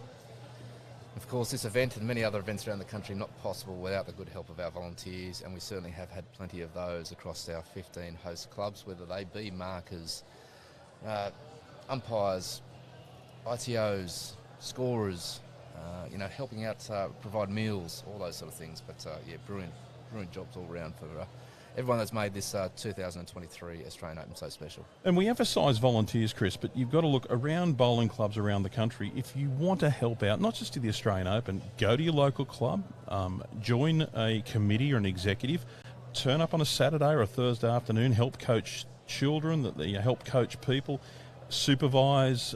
There's so many things. Put the mats out for the bowls coordinator. There's many, cook the barbecue, many things you can do at your local club, and this sport, this game can only survive, and it has only survived with the help of volunteers. Absolutely, and you don't even have to sign up for a committee position. It can be just as you said, something simple as one task. You can lend a hand, and it might, as you said, just might be putting out those mats and jacks one day. But anything you can do to help. Strong clubs are really just a gathering of good people at the end of the day. They're not just it's not just about greens and buildings, but yeah, those really strong and growing and clubs that are community hubs, yeah, it all happens off the back of good people. I can see a T-shirt. Strong clubs are a gathering of good people. Yeah. Chris Wallace. No. Chris Wallace. Chris Wallace. Just got to add that disclaimer down the bottom. Maybe it's anonymous. Anonymous. Anon. We can make it into a haku. Is that That's right? it. Yeah, exactly. Giraffe. So these bowls, I'm a bit unsighted here, boys. What have we got? One to Scott at the it is moment. one I to think, Scott. Yeah, so Scott's great opener, and yeah, we've got Dago just standing in our line, but luckily we've got the Vision as a backup as well. Scott not far away again here. He needs a little turn, little trail here. On Might his own. Oh, wow. stay. And that's a great bowl. Yeah. Two crackers. Back toucher. Yep, Dago will get in and chalk that one in a moment. And I'm sure Jake will put a bit of weight onto this. Yeah, I sense that Jake might have a little look at this as well. Albeit he doesn't want to risk taking his own bowl out of the head, but it's at the stage where this head's very hard to outdraw. But if he removes the jack and the two bowls of Scott, he has tea covered if he doesn't move. Yeah. Coming down and have a look. It's pretty important they do. They don't want to drop another multiple here. That last bowl of Scott, what a remarkable shot. That's good at any level, and but especially here at the as we keep saying, the pointy end of the Australian Open. Really important. So really some food for thought here for both Jake and Cody, because look, tough to outdraw. Weight could be an option, but again, doesn't want to take his own bowl out of the head, because it could be looking at it being at 3 down and at the stage where you're already down 14-8. Precarious situation. So, bowl he can sit on, jack he can arrive into. Bowl is probably going to be better than jack, because if jack goes back, he still could be 3 down. So yeah, it'd be interesting to see what they decide on.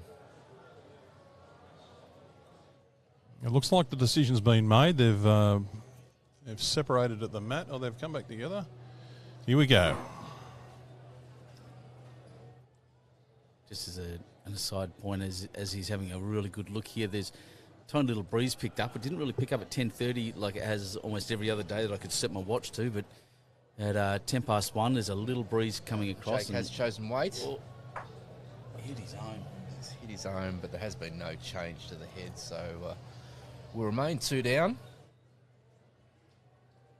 It was a tough one to outdraw, and Jake was playing those weighted shots very well early, so understandable. Chose to pull that lever once again.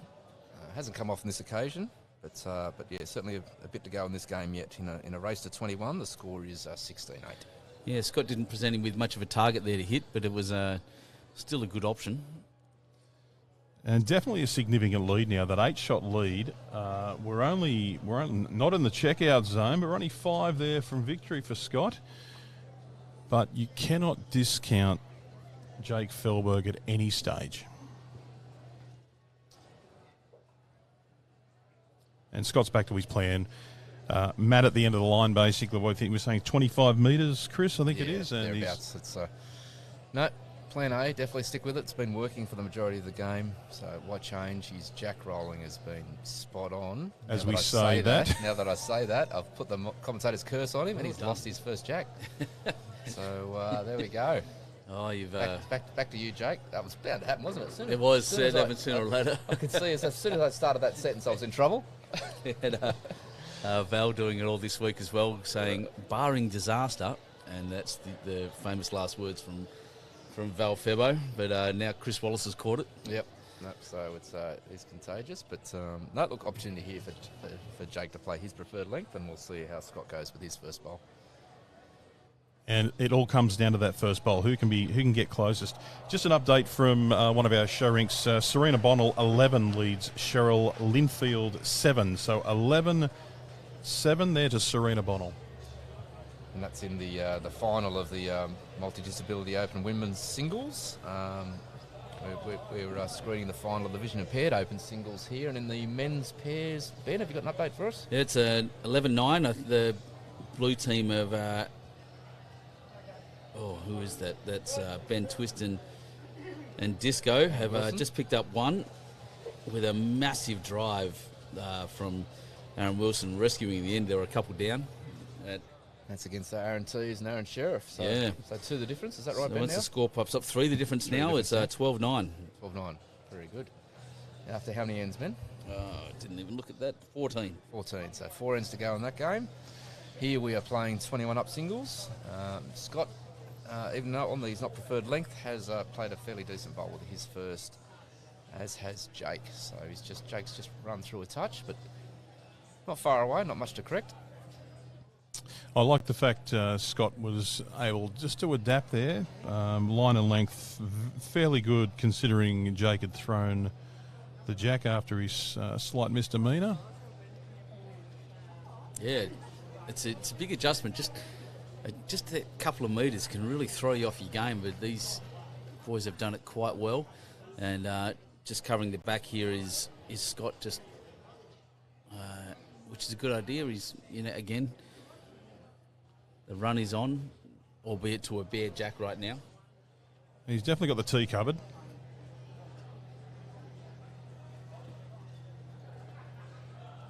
Here's where the pressure will come in. If Scott can just pop one close again, still holding one by the look of it, he's going to put a lot of pressure back on Jake. Yeah, Scott no doubt looking to probably pull a bit of weight off his last. He's had his line spot on both.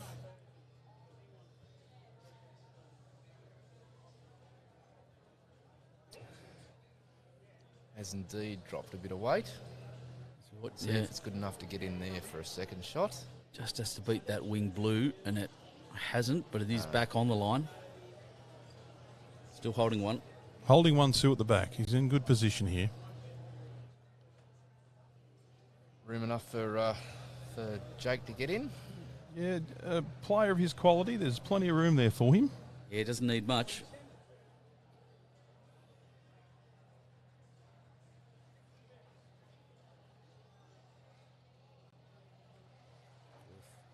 Again, that's the pressure of your opponent holding shot.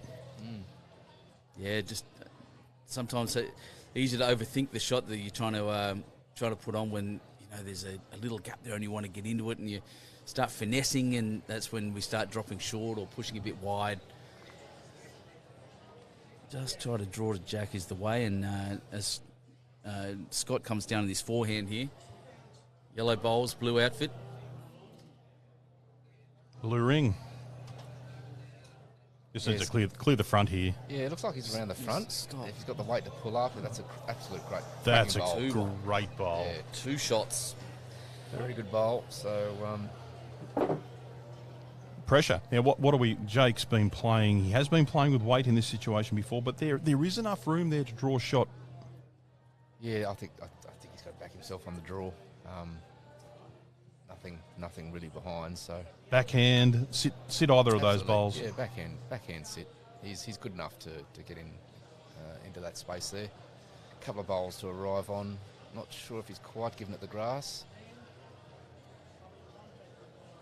But yeah, certainly was the shot to play. But 2 great bowls from Scott. His weight was perfect. Just absolutely. line on that, and that little bit of breeze coming across the green now could play havoc with them. But there, 2 shots to Scott Kinnear. Yeah, it's in a seesawing game. So Scott winning the last 3 ends, and now out to a 10-shot lead, 18-8. We're into Val's checkout zone, boys. Here we go. Well, you mentioned checkout zone last game, and that's Sheriff game, and didn't quite fit out. So we'll. It's no, wouldn't be counting anyone out of the game just yet. It's, Never count out a champion, they say. No, especially not a 2-time winner in Jake. So, but Scott playing very, very good bowls. Again, looking to probably get a little bit of revenge on the last match. So both Scott and Jake taking part in the Vision-impaired pairs final. So which was just played before this one. And Just needs to woo down here a little bit.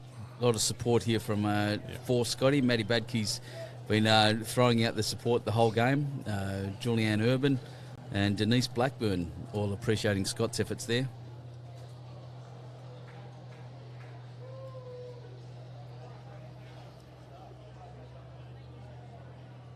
Yep, no, been playing some wonderful bowls on this length for the majority of the game. Certainly set it himself. He's Again, similar pre-shot routine, but I can't help but think he's just been taking a little bit of time on the mat with his early bowls than he was when Jake was on a little bit of a roll. And that could be a little bit of a change there. He's crossing the head. Just a bit of breeze coming from left to right on your screen now. The players will need to adjust for that. It looks like Jake might have made the same error. Yeah, just had a bit of breeze, the green quickening up a bit as the day goes on. Yeah, I think it's funny you said left to right because the flags were pushing in the opposite direction and down the other way. They've just swung around now. A bit of a fluky breeze, a bit swirly near the club here. As often happens, the buildings and the structures will push breezes in different directions. And how quickly a player can adjust can decide the game, especially when conditions change halfway through. Yeah, so Scott not far away with his 2 there, just a touch short. Jake, pretty good weight on his first. Needs to go a bit wider with this one. Maybe running on. Just through. Serena Bonnell leads 13-7 now over Cheryl Linfield.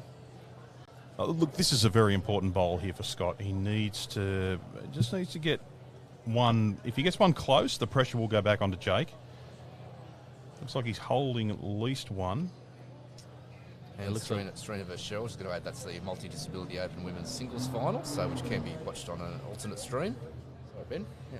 No, you're right. I'm just agreeing with Kyle that he looks like he's holding shot. Scotty's put a pretty good one at the back there. I don't think it's in the count.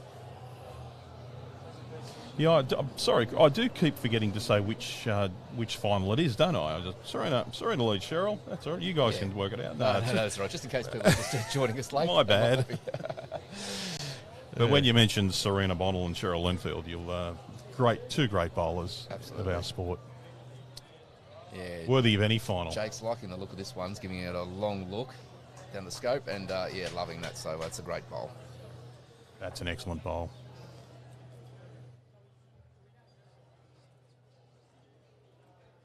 Pressure back to Scott. Now, we haven't seen any weight today from him. Is he just going to draw, or is he going to play with some swinging weight here? Yeah, he hasn't had to play much weight, has he, to this point? But, calls for a bit of extra weight here, which is what he's... Well, maybe not. No, he's just playing some... That was a great bowl. Yeah, reaching weight. So big big weight required there. Didn't get there. No, played draw weight and... didn't quite come off, but chance for Jake to add another here.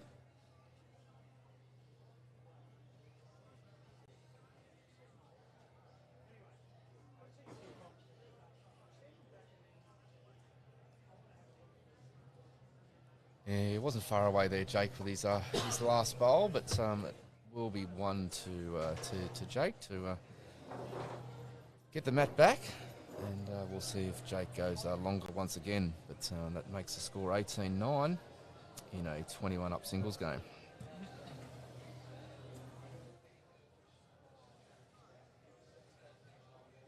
And how's the men's pairs going, Ben? Have you got one eye on that screen? Oh, definitely. Just a big rescue there by Aaron Sheriff after being a few down there. Now they've got one back. We're on the 16th end. It's 12-10. 12-10, so playing 16 or 16 gone, that one? 16 ends down. So last two ends, yeah. 2 shots in it. Aaron Wilson and Ben Twister currently leading Aaron Sheriff and Teasy. There you go, so exciting game there. Good game here. We've got Serena and Cheryl in a tight one over there. Good bowls all around. So with that pairs, I think they're on the third last end, so there will be 2 more to go after this end. Okay, third last end? Okay, cool. So playing end 16? Playing end 16, yep. Yeah, graphics a little bit different to where... Yeah, it's a little bit different. That's okay. So, more focused on this one. Maybe I should bring that up bigger. Jake's just left the door open here for Scott as well. Yep. May have dropped his weight. Yeah, it's interesting. It's sort of a middling length that we haven't seen too much of this game, sort of 3/4. Jake is tending to be going a bit longer, almost tee to tee, but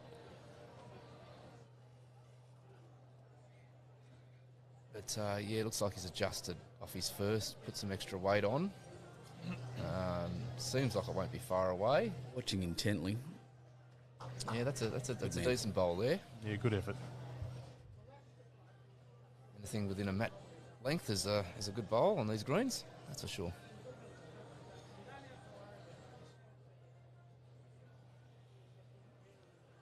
Yeah, yellow bowls of Scott Kinnear coming down now on his backhand. Gave it a little bit more grass there out into the breeze. I think he's played this very well. Yeah, he's probably been watching the bowls hoop back these last few hands on that hand, and Fell down, still an indication that the Jake's holding. yeah, we've definitely seen more bowls narrow than wide, having played that side of the green, and could be a factor with the breeze, as Ben mentioned, has switched around a little. Green quickening up, that hand playing wider, but yeah, that's an excellent bowl again from Jake there. Yeah, really good. These bowlers, vision-impaired, final continues to blow my mind at how close they're getting and how consistently close. It's just a remarkable display of bowls. Good tactical play too. Yeah, Scott jumping off the mat there, pretty quick to have a look at this one, but it's just going to pull up a bit short. Will this be in Jake's way or not? He's having a look through the scope. I think he's got bowls on either side that are basically blocking his draw. He might have to go. It's either going to be narrow or wider. He may have to, going to stick to the backhand. yeah, he may have to play that last bowl of Scott's like it's not there and just assume it's going to miss. Yeah. Yeah, certainly backing himself on that side, and He has. there's probably a way there around or under, but he's gone around and only just short of weight. So And the dilemma now for Scott, what's he do? Does he play backhand? He definitely can come under those front two bowls to the right there and draw, or he can sit the blue bowl. He's bowl. lined up on it backhand. Big bowl here. yeah, often these last few shots are the hardest ones to get. They really are the hardest ones to get. Well, Just needs to slow Jack, down. He's got the jack. He's got the jack. does he run through far enough with it? Yeah, it's going to be close. On this angle, from the vision, it might look like it still might be one to Jake. One to Jake from here, yeah. Duggo's walked in to have a look. We'll see if we get an indication. He's marking something on the card, so that's a That's a sign. sign. That's yep, he's going to be one to Jake. So yep, Scott close there with his last bowl. Jake's end up closer and score 18-10. And he's got the mat back, own control of the game again. Let's hope he can do back to back to back as he did and bring himself closer to that checkout mark. Yep. So while we are seeing 19 ends on the screen, there is no limit to the number of ends that we are playing. There is a time limit of 3 hours, but otherwise this is our first to 21 this match, and there is still 1 hour and 15 minutes allowed for this game. So I don't think we'll run out of time, but you never know. So Jake edging his way back in, picking up 2 singles the last 2 ends, and not far away with his first bowl here. Just That's a looks great like it's gonna starter. arrive just behind the jack.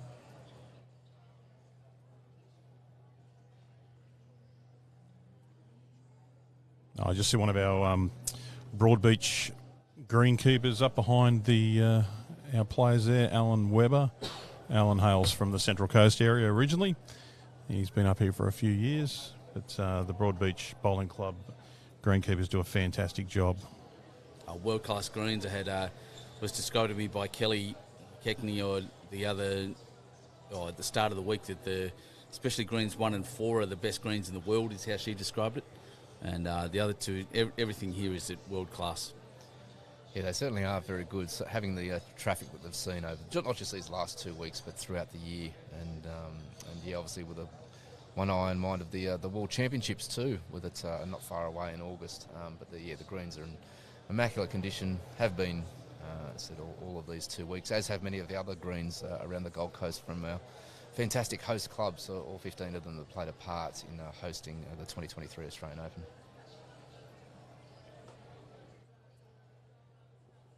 Scott Kinnear here on his forehand. Just needs to get down to the jack. Gave that a bit of a look and then turned his back on it. Probably knew he's running through just a touch, but it's good enough for almost good enough for shot. Yeah, rolled down. I think there's still two to Jake there at the back. There's space to draw into there, but really good effort by Scott. Just looking to rest potentially on the back bowls.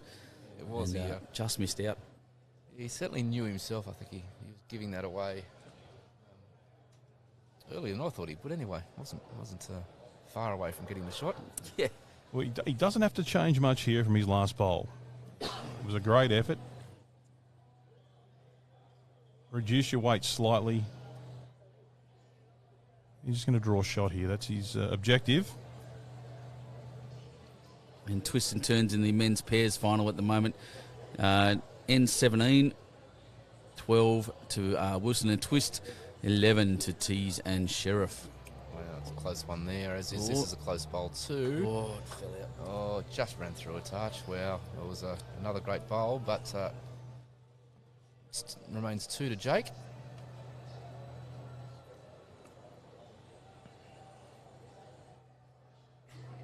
And Jake's got a little bank of bowls here to sit on as well. Does, yeah. Can play safely.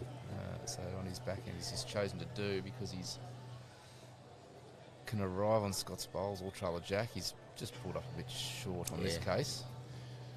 This is danger sign here. I'm going to go out on a limb. This is Scott Kinnear. If he plays with the same weight and drags that jack back a little bit, this could be match. Could be. He's got 3 catches there. The shot is there. He's Jared Burt, the men's pairs is live on channel 7.2, the 7 Plus app, KO or Fox Sports channel 505. Just needs to get down. Yeah, it didn't quite. Scott was very close there. So we'll be 2 to Jake, and that's 3 ends in a row to Jake as he inches his way back into the game. The score will be 12 to Jake and 18 to Scott.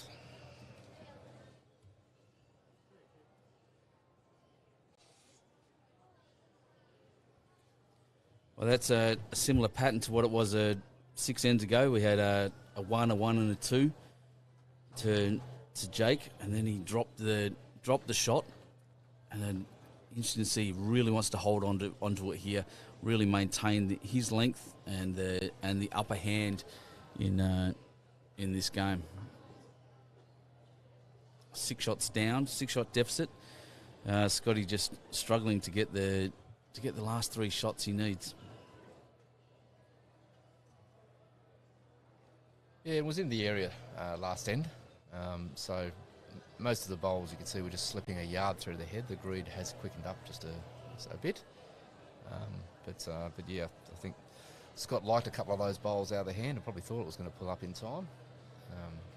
Yeah, just through as is this first bowl from Jake. But hit a good spot, just about a yard through the head.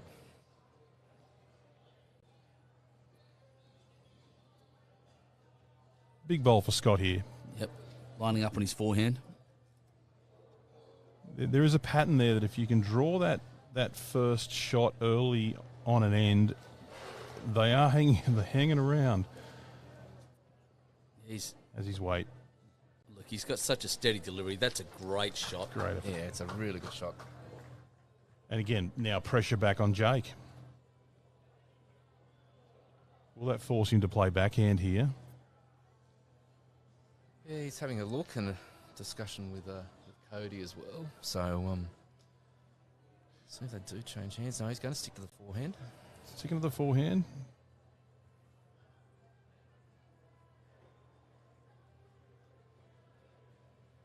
Yeah, decent first bowl.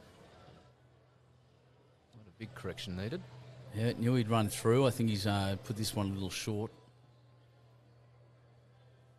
Yeah, that may cause him some pause for thought with his next bowl. He may look to flip over.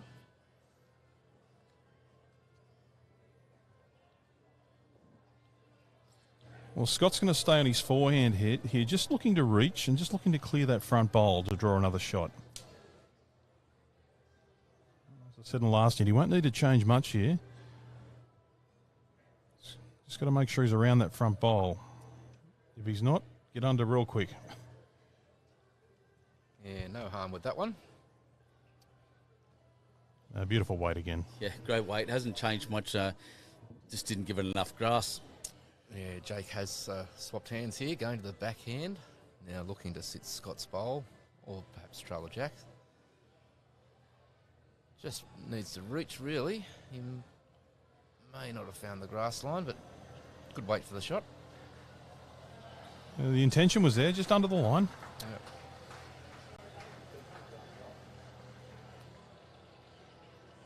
What do we do here, Chris? Do we does Scott follow? Well, not follow him down, but try and sit, at least draw to the back bowl there, just to cover him at this position in the game.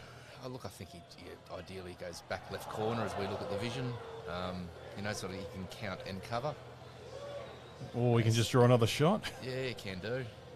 Oh, just going to run through slightly, is it? Yeah, Good it effort. has, yep.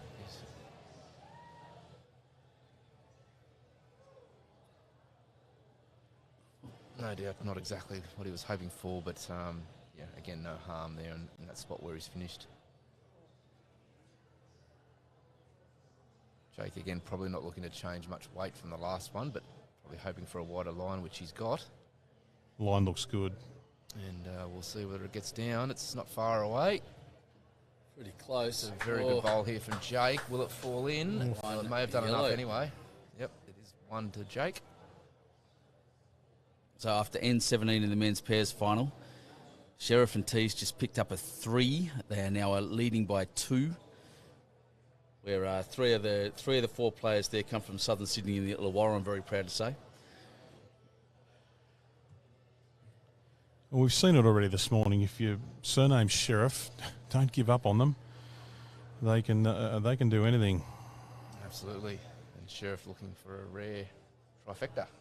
And I've heard the quote many times in many old Western movies. There's only one sheriff in town, and it's true in this sport. Well, Teasy apparently has the keys to give to allow Sheriff to police the town or something like that. Someone said something good yesterday that I can't remember, and I'm not that smart, so I didn't really. Whereas in this match here, Scott is hoping to rest the shot back, but looks like he's just going to slip close. under. So that will be another 1 to Jake. The comeback continues. Yeah, indeed. So all we had to do was mention checkout, Kyle, and that was bound to be about the turning point. Yeah. I'm good at those, especially self-serve. Look out. That's right. It's, never write off champions. A bit like I said, Omar as well. A great fight back in the singles this morning. Looks like himself and Aaron have had a great fight back in the pairs also. Yeah, 5 shots in this game now, and Jake's just won the last 4 ends.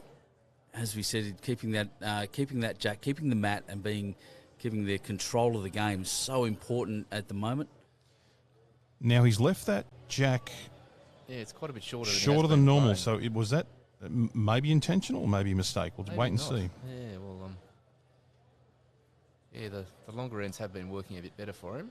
Yeah, his brother indicating that that wasn't as far as they quite wanted, but that's okay. He'll just has to bowl to it now. Put the pressure on from the start.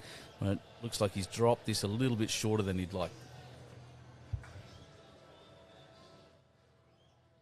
Yeah, Scott, having raced out to an 18-8 lead, now sees his lead cut back to 5. And as we were talking about before, often those final shots are the hardest ones to get. You wonder whether those thoughts are running through his mind at the moment. Well, he'd be nervous for sure, and that's a key here where Jake's got the experience. But I think Scott is just going to level himself up here. That's a good start. Yeah, that's a good first bowl. Nope. He knows he's bowling well. He just has to keep putting something in there, and we're looking at a case where Jake's having to chase the shots now. Absolutely. Both bowlers going well. They showed that in the last game, the Vision-impaired Open Pairs final as well. So on that occasion, Jake Fehlberg and Helen Boardman were the victors narrowly, so it came down to the very last end. And here comes Jake just running through. Yeah, Scott being runner-up in that final, looking to reverse the story here. Duggo just held up one yellow paddle there. Yeah, it looks like one to Jake. Yep. Yeah. That's the yellow uniform with the blue bowl with the yellow ring for confusion. Someone's, I think, VIP parking. Is that my Lamborghini? I think it is, yes. Not the company car. No. It is exciting around the Gold Coast. You see some very, very, I would say, what's the word I'm after? Unique cars. Oh, look, if you're a car nerd, this is the place to be every night up and down the strip here at Broadbeach. Absolutely. Here we go. Yeah, Jake. Good line again. Probably a little disappointed with that one that he wasn't quite there, but throwing the arm around. It's, hoping for a bit more with his next. Scott looking to find a way under the front. It's just Jake's last bowls end up in a bit of an awkward spot for Scott to draw the shot off.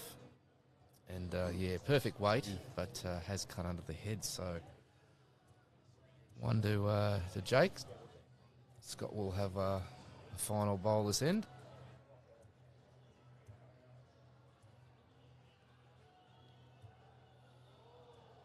Jake's sent this a bit wider. It's on a good path. Yeah, Just has to clear Gets his a bit in bowl. his own, all around. Round. Handy spot. Yep. Oh, it dropped. Good bowl. Right. Oh, Duggo's got two paddles in his hands hiding behind his back here. Yeah. Paddleman Doug, yeah, he's Yeah, it could be two to Jake here at the moment, and just a sort of little awkward shot on here for Scott. He probably wants to get around the front one of Jake's bowls rather than under, because under seems to be a line that's going to cut away. he can sneak in here. He can sneak It's in. on the right weight. Oh, It's all how's on his the weight. weight? Yeah, it just hoops away on that hand. This green's quickened up, and yeah, And that breeze really making them hook at the end. yeah, not sure if he was looking to go under and hoping to pull up, but we're hearing some cheers from the pairs match in the Yeah, background, it seems. Well, luckily my broadcast is a little delayed, so I can see this with two shots between them. Aaron Wilson has just drawn two shots. Knocked Omar out of the way, and that's why there's excitement over there. Currently, the game is tied. That is exciting. So for those people with multiple devices, of course, you can watch that action on 7.2 or your 7 Plus app or Fox Sports or KO. And you can keep one eye on this game as well. And also the other match that's being played at the moment is the Multi-Disability Open Women's Singles between Serena Bonnell and Cheryl Linfield. So that's happening on another TV rink, which is being streamed on Facebook as well on another Bowls Australia account. So one yellow paddle it is, which means one to Jake. Again, continues to fight his way back into this game, and the score is now 18-14 in the favour of Scott Kinnear. But that has been 6 shots in a row to Jake in the last 5 ends. 6 ends. 1, 2, 3, 4, 5, 6 ends, yeah, or 5 ends. And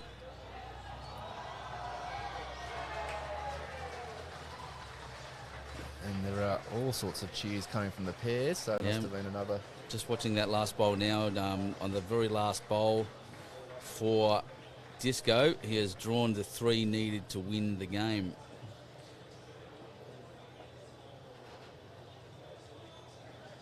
And that's Handshake's happening, so Yeah, that that's is it. That is it. Over. What a so classic finish. One to, if you weren't watching that live, then maybe you want to watch it repeat later on. yeah, definitely watch that on replay. That's what I'll be doing tonight for sure. But back to the action here. So we've got Jake's just dropped a bit short with his first. Yeah, these final 3 proving hard for Scott to find. But so Jake has been playing very well over the last 5 ends. It's since one of us mentioned that. Yeah, not going to mention that word again. No, it's Yeah, one the of old, us. One of us. Yeah, no, it's definitely Scotty's fans hoping he won't mention it again. We can call it the COS. But no, good opening bowl from Scott Kinnear here, and yeah, Jake just found the line with his first. Looked for more weight with this one.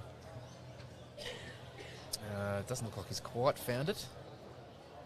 Now, pressure bowl, Scott Kinnear. Can he draw a second here to put that pressure back onto Jake? Yeah, well, probably not as much pressure on Scott. He looks like he's he can just play something similar, albeit other hand. So he's got to slip around the back. That's okay. That's handy. Holding one. Yep. Yeah. Handy. We're going to be in a position in the next few minutes, so we're going to have 1,000 people walking past us from the men's pairs final. So just be aware that our sight of the bowling green itself will disappear for a while. We'll definitely be able to keep you updated on the screens.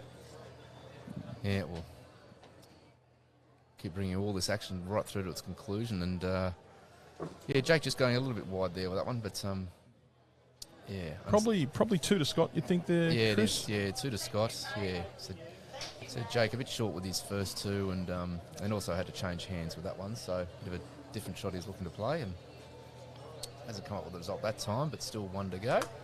Now, looks like he might have played it good. He's going to cross the head here, but he should hold on for an extra. Absolutely. Sit down. No, it's going to travel. It's moving now.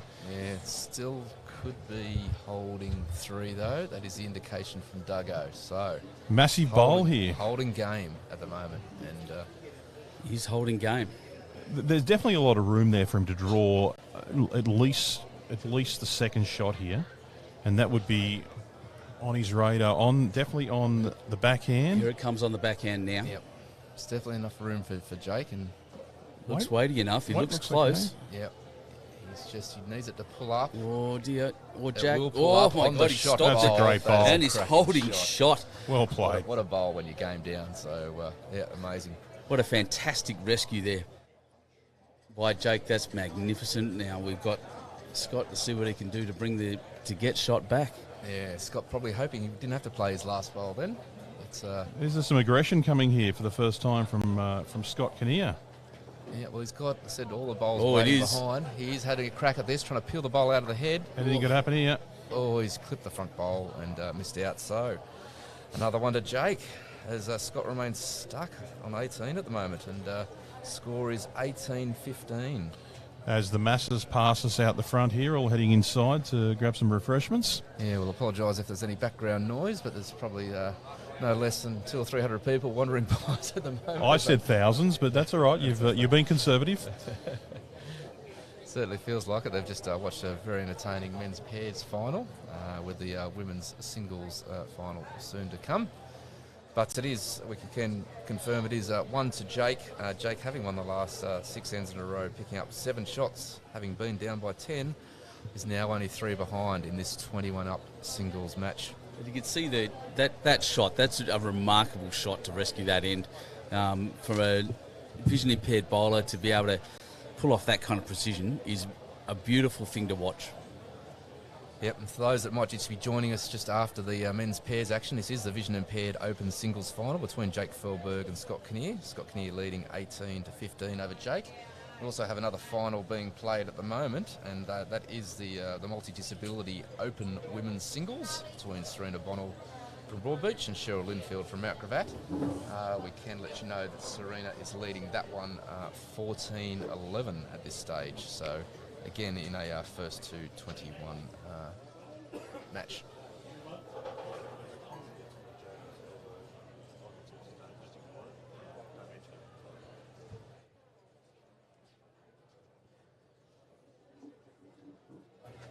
Yep, so opening bowls coming down on this end.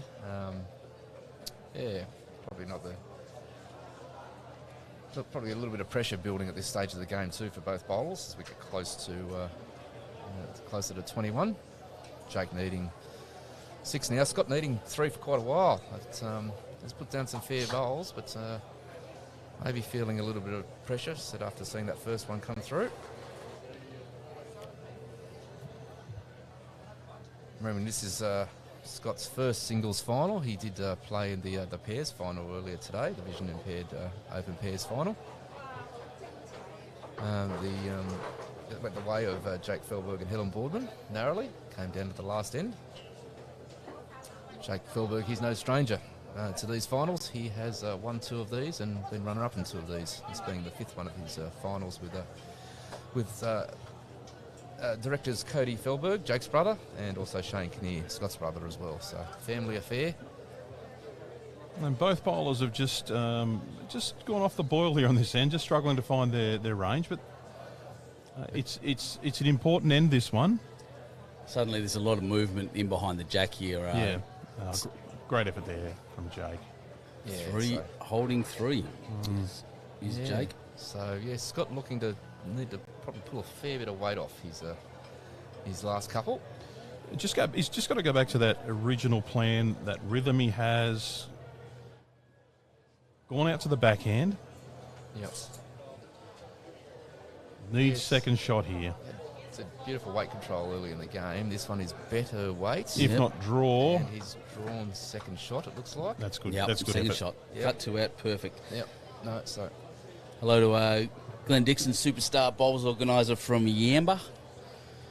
Yahoo Yamba. yeah, Jake having a good look again through the scope, seeing what he might have to play here. Bit of extra direction from Cody, and On his backhand. Yeah, Gary Price, great game. Who won the men's pairs? The men's pair was just won by Ben Twist and Aaron Disco Wilson. Jake not far away with this bowl. He's found perfect weight. It's probably just has run away a little to not count. Now, Scott with the last bowl here, Scott Kinnear, he has the chance to draw this. Yeah, Duggo, our marker, having a bob each way here. He's bouncing between indicating 1 and 2 shots. So He's holding the blue one in his hand now. He thinks this might be a ripper. yeah, Doesn't need to Scott's change bowls too are much. Far away. Has he got the jack? Oh. No. He's just run through. So it is either 1 or 2 to Jake. So Steve Douglas. I'm our thinking marker. 2 to Jake. This game is getting very close. Oh, he's nearly drawn even.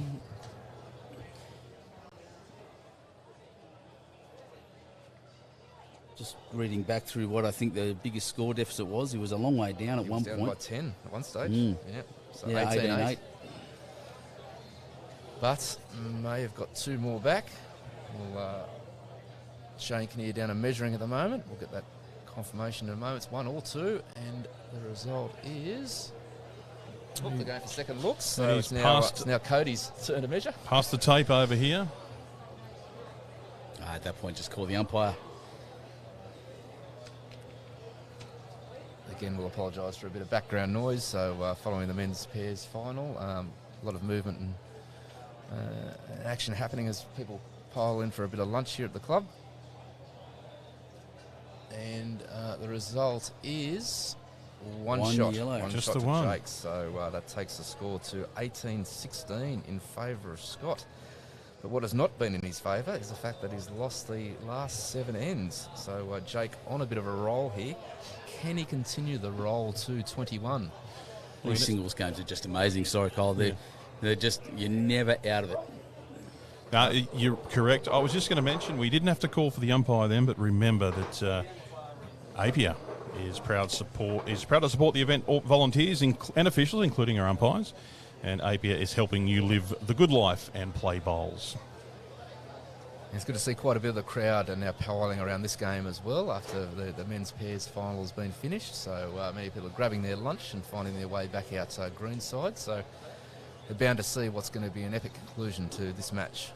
Fantastic contest. You know, Scott out of the blocks early, really playing well, but Jake fighting his way back in with his game as the game goes longer. It seems the momentum's with Jake.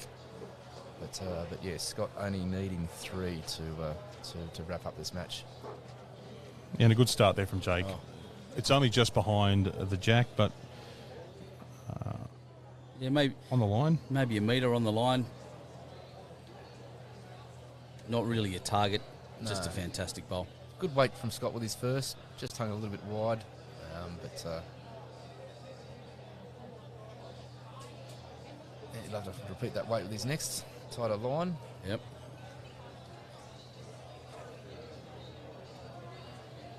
Again, the breeze picking up a little bit here now at Broadbeach, so can be a bit fluky and just change direction from time to time. Yeah, it looks a bit heavier down. Looks a bit heavier down the other end. We're protected here by the club and getting a little breeze at ground level down there. It doesn't look as strong as it does in the other end. So that bowl really holding out on a quick green. That's what they'll do. The wind will affect the bowls a lot more than on a slower green. Yeah, Scott has taken a tighter line here, so all down to pace this one. Last, all down to pace. Very good, and I think it is looking pretty decent. Yeah, good enough well a bowled, shot. well bowled. How much is nerves going to come in now, man? We're under the business end here. They must be nervous out on their mat. If it was me, I'd be nervous all the way through. Mention the word final. I think that'd be it. I think started the roll up. I think the evidence of nerves is just in the the fact that Scott's been stuck on 18 for the last 7 ends. That's after playing so well and kicking out to that lead to have dropped it all back. That he's got to be down to nerves. He hasn't lost any skill.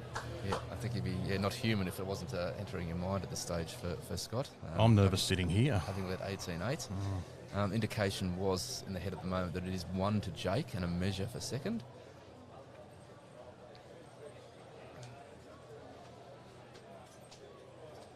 So that last bowl at the front must be the shot bowl, and they think there's a measure between the others. Yeah. He's on a good line here, Scott. What can you do? Can he get a slice of this? No, just wait through.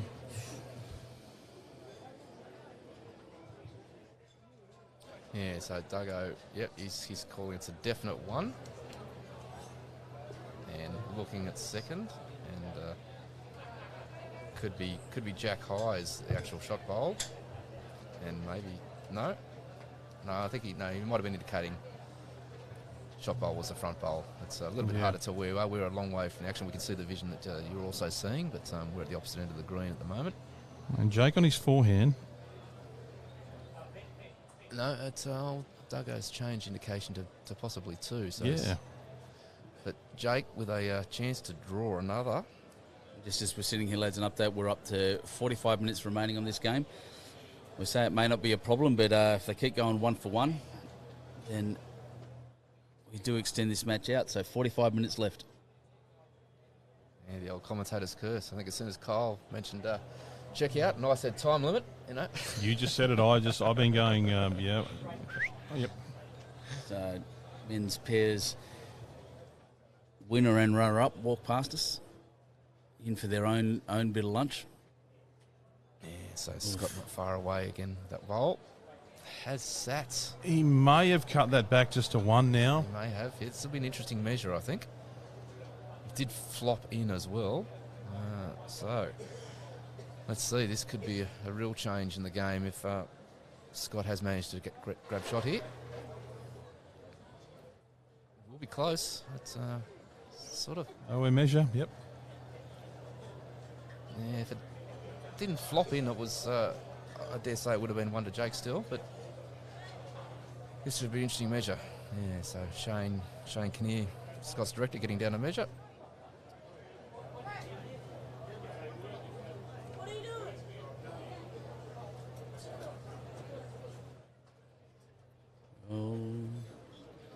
Oh, here we go. 1 blue. No, it is 1 to Scott. 1 to Scott. There we go. So there we Scott's go. first win in the last 8 ends has got him to 19-16, and no doubt a bit of relief as he can once again to get that jack back in his hand and maybe roll a length he'd more prefer. So. The mats come up. Chris, I just noticed Duggo giving instructions from as the marker to the players on the mat. He was very specific, giving very specific instructions and direction. You'd have to be a very experienced marker to actually do this particular job regarding the vision-impaired players. There's definite signals they've got to give, isn't there? That's right, yeah. Generally, markers would only answer the questions that they ask, but of course, in this form of the game, vision-impaired singles, the markers will offer more advice, and that's on the agreement of both players. So, in this game, Steve Douglas, our marker, has been offering indications of who's been holding shot after most bowls, where it isn't clear, and providing other advice at times. But again, that's with the agreement of both players. Yeah, he's doing a fantastic job. Yeah, a bit of relief there, I think, from from Scott there. He would have been feeling the pressure, knowing he'd lost so many ends, and to get it back is just a bit of a pressure valve release. He'll get a bit more confidence back, and I think he's actually, as he dropped just that a quick shake of the head there from Scott. As his first bowl went down, he was turned to his brother quickly to grab his next bowl, but a little bit dirty on himself. Jake a bit closer with his holding, but he's probably also not stoked at the moment. He's a bit of room there for either player.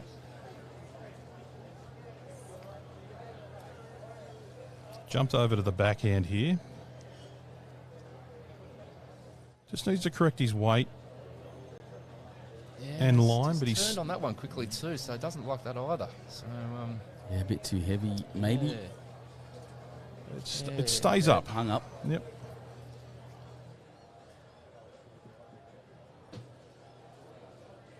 So Jake looking to just add a little bit on his last. Got the line well again. Looks like he's corrected his weight. Will it pull up in time? Yeah, 2 yellow. Yep, so holding 2, but no doubt room for Scott to get in here. Just a quick update on our other final that's still taking place at the moment. That's the Multi-Disability Opens Women's Singles. And it is Serena Bonnell leading 14 over Cheryl Linfield 13. So that game also getting a lot tighter. So Serena was leading that match 10-2 early over Cheryl, but Cheryl fighting her way back into that contest, much as Jake has been fighting his way back into this one. Currently holding 2, down by 3 in the first to 21 contest. It's this is nerve-wracking stuff, I think, for both players at the moment. Yeah, I've got to say, Scott has, you can tell by the look on his face, he's been disappointed with his first 3 bowls, but he's played so well today. I'm expecting, that's 3 down now, so I'm expecting him to, he's got a lot of room there to draw. I'm expecting something special here from him. A few deep breaths. Very deliberate with his pre-shot routine in every case. He's Has got a better line here. does have a good line. He needs to hurry. He does need to hurry. Needs to Big hurry. steps. Needs to hurry. Does it? He may have snuck in. He might have. It's hard to see. I'm waiting for the indication here. Yeah, he's Duggo certainly having a good look. cut something out of the head, but Duggo having a look. Having a good look. He's walking round in circles, going to make himself dizzy. Yeah, it does look close from this angle. One at worst to, like,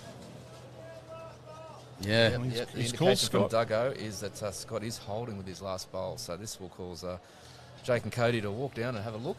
And a good move, just to break it up, come down, have a bit of a chat, have a bit of a look. A good bowl from Scott there under pressure. 3 down, could have quite easily been 19 all, with a chance for Jake to draw for the lead. Yeah, big important bowl, a rescue there.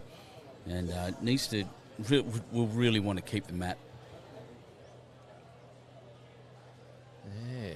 Are they thinking peel this bowl out of the head? Scott has no more bowls to play. Yeah, they could be looking at connecting, bowl onto bowl, or ideally rip the yellow bowl, which is Scott's bowl out of the head. Jake has the next 3. This will be interesting. It's going to be hard to lose. If he plays with weight there, it's hard to lose all of his bowls. So he can't. Looks like, I don't think he can lose the match with this bowl, but there's a chance of. Probably definitely concerned about Jack. There is those 2 yellow bowls of Scott's waiting at the back, so probably doesn't want Jack. So this will be interesting to see whether he just arrives on his front bowl, pushes that in, and maybe gets a bit of Jack, or has a real go at Scott's bowl here. Peels it out, makes a bunch. Has Going gone for heavy. the ladder, has gone heavy. Has he got the grass, though? Oh, not quite. Not quite. But yeah, the shot certainly was there. So, no, Jake and Cody had a good chat about that. And look, that really would have been game on again.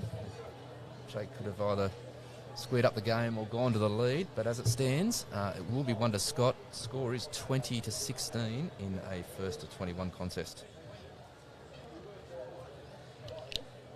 Just waiting for confirmation from the players there. It is pretty close. They might put a tape on it. Yeah, they may do. Yeah, so yeah, no. Look, our marker Steve Douglas was pretty confident, but Jake has asked Director Shane to get down and have a look at that, which is fair enough. Jake and Cody probably between them had a chat, and from where we're standing, it certainly does look like one to Scott. Yep, quite easily. That was a yep. No, so yeah, good call from our marker in Steve Douglas or Duggo. Indicates that it is one definitely to Scott. And in the box seat now. With Scotty holding the mat and ready to takes it right up and try to put this right near the tee. Going back to that 25 metre-ish length if he gets the jack towards the tee, which seems like it's heading that way. So I think that served him well for the majority of this game. As we were talking about before, he did get out to an 18-8 lead. Jake has done really, really well to fight back into the game, to get back to 18-16 at one stage. But Scott winning the last two ends. Now just needing one for victory. Can he put the pressure on here with his first bowl? Well, if he puts one really close to Jack now, it is all to do for Jake. And he hasn't done badly. It's hooking in. Will it finish? Yeah. Yeah, that's a great opener. Jack high within a mat width. Very good bowl.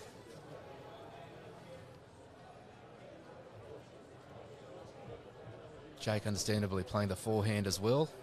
Got a chance to sit that last bowl. Or move Jack. So in the area of sitting the bowl. Oh, he's just got the outside edge and tipped it around the corner, but still there, and a bit of room for Jake with his next. Scott, of course, would love to play something similar. Yeah, replicate his first bowl would be pretty ideal. He's a little bit narrower. He is, yeah, just pinched a bit of grass there. Waving that forward with his hands, but hasn't quite got there. Jake staying on the forehand. Has made a little bit more room for himself to draw in a shot, which of course is what he needs at this stage. Cannot drop another end. And look, awesome line, but has just run a yard or so through the head with that one.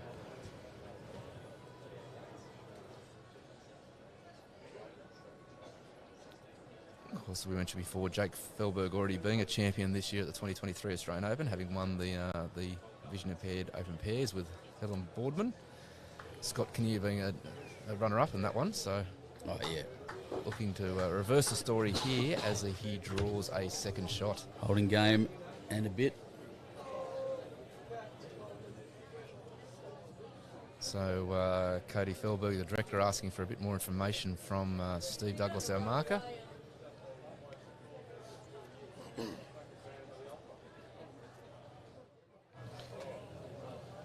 A couple of big bowls coming up here, gentlemen. Absolutely. Yeah, so Jake, just looking to pull a bit of weight off here. Can sit on one of Scott's back bowls, but just through in this occasion. So he's one bowl to come. Just ran through a bit there. He's got one to rescue it. And what are we looking at? I'm sure Shane's talking to Scott. He needs to get something past the head here. Correct. He needs to cover. He needs to make sure that there's not a window there at all for a multiple. Absolutely. So, yeah, he's changed hands here, looking to get around the back. He must be at the back. Yeah, you would hate to drop a 3 or a 4 here, that's for sure, and that's a smart bowl. So that's a great bowl. Well good played. chat between Shane and Scott, and that's ended up in a good home. But here we go. Still room for Jake here. It's all down to this. All down to this bowl. This is either this will be the final end, or we'll go further.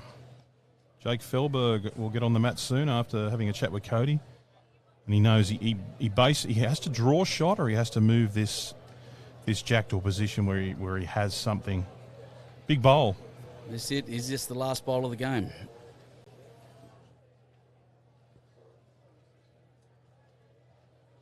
Forehand on the way. He's a little bit of curry in it too. He's got a little bit of weight. Probably needs a bowl the jack.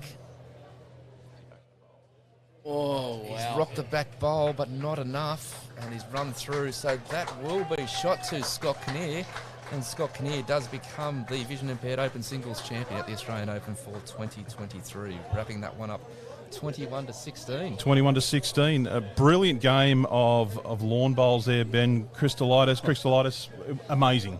Never, ever gave up. Did our mate Jake, and a fantastic game by both the players and their directors, and well done to them. An enthralling match over, nearly 2.5 hours, and I could not be more impressed with the way these men went about it. Absolutely. Great fight back from Jake, and well done to Scott for closing that out. Thanks to Chris, thanks to Ben. I'm Kyle Langley. We'll be back soon, round 2:30, with the men's multi-disability men's singles final between Andrew Turner and Chan Noord from New Zealand. We'll talk to you then.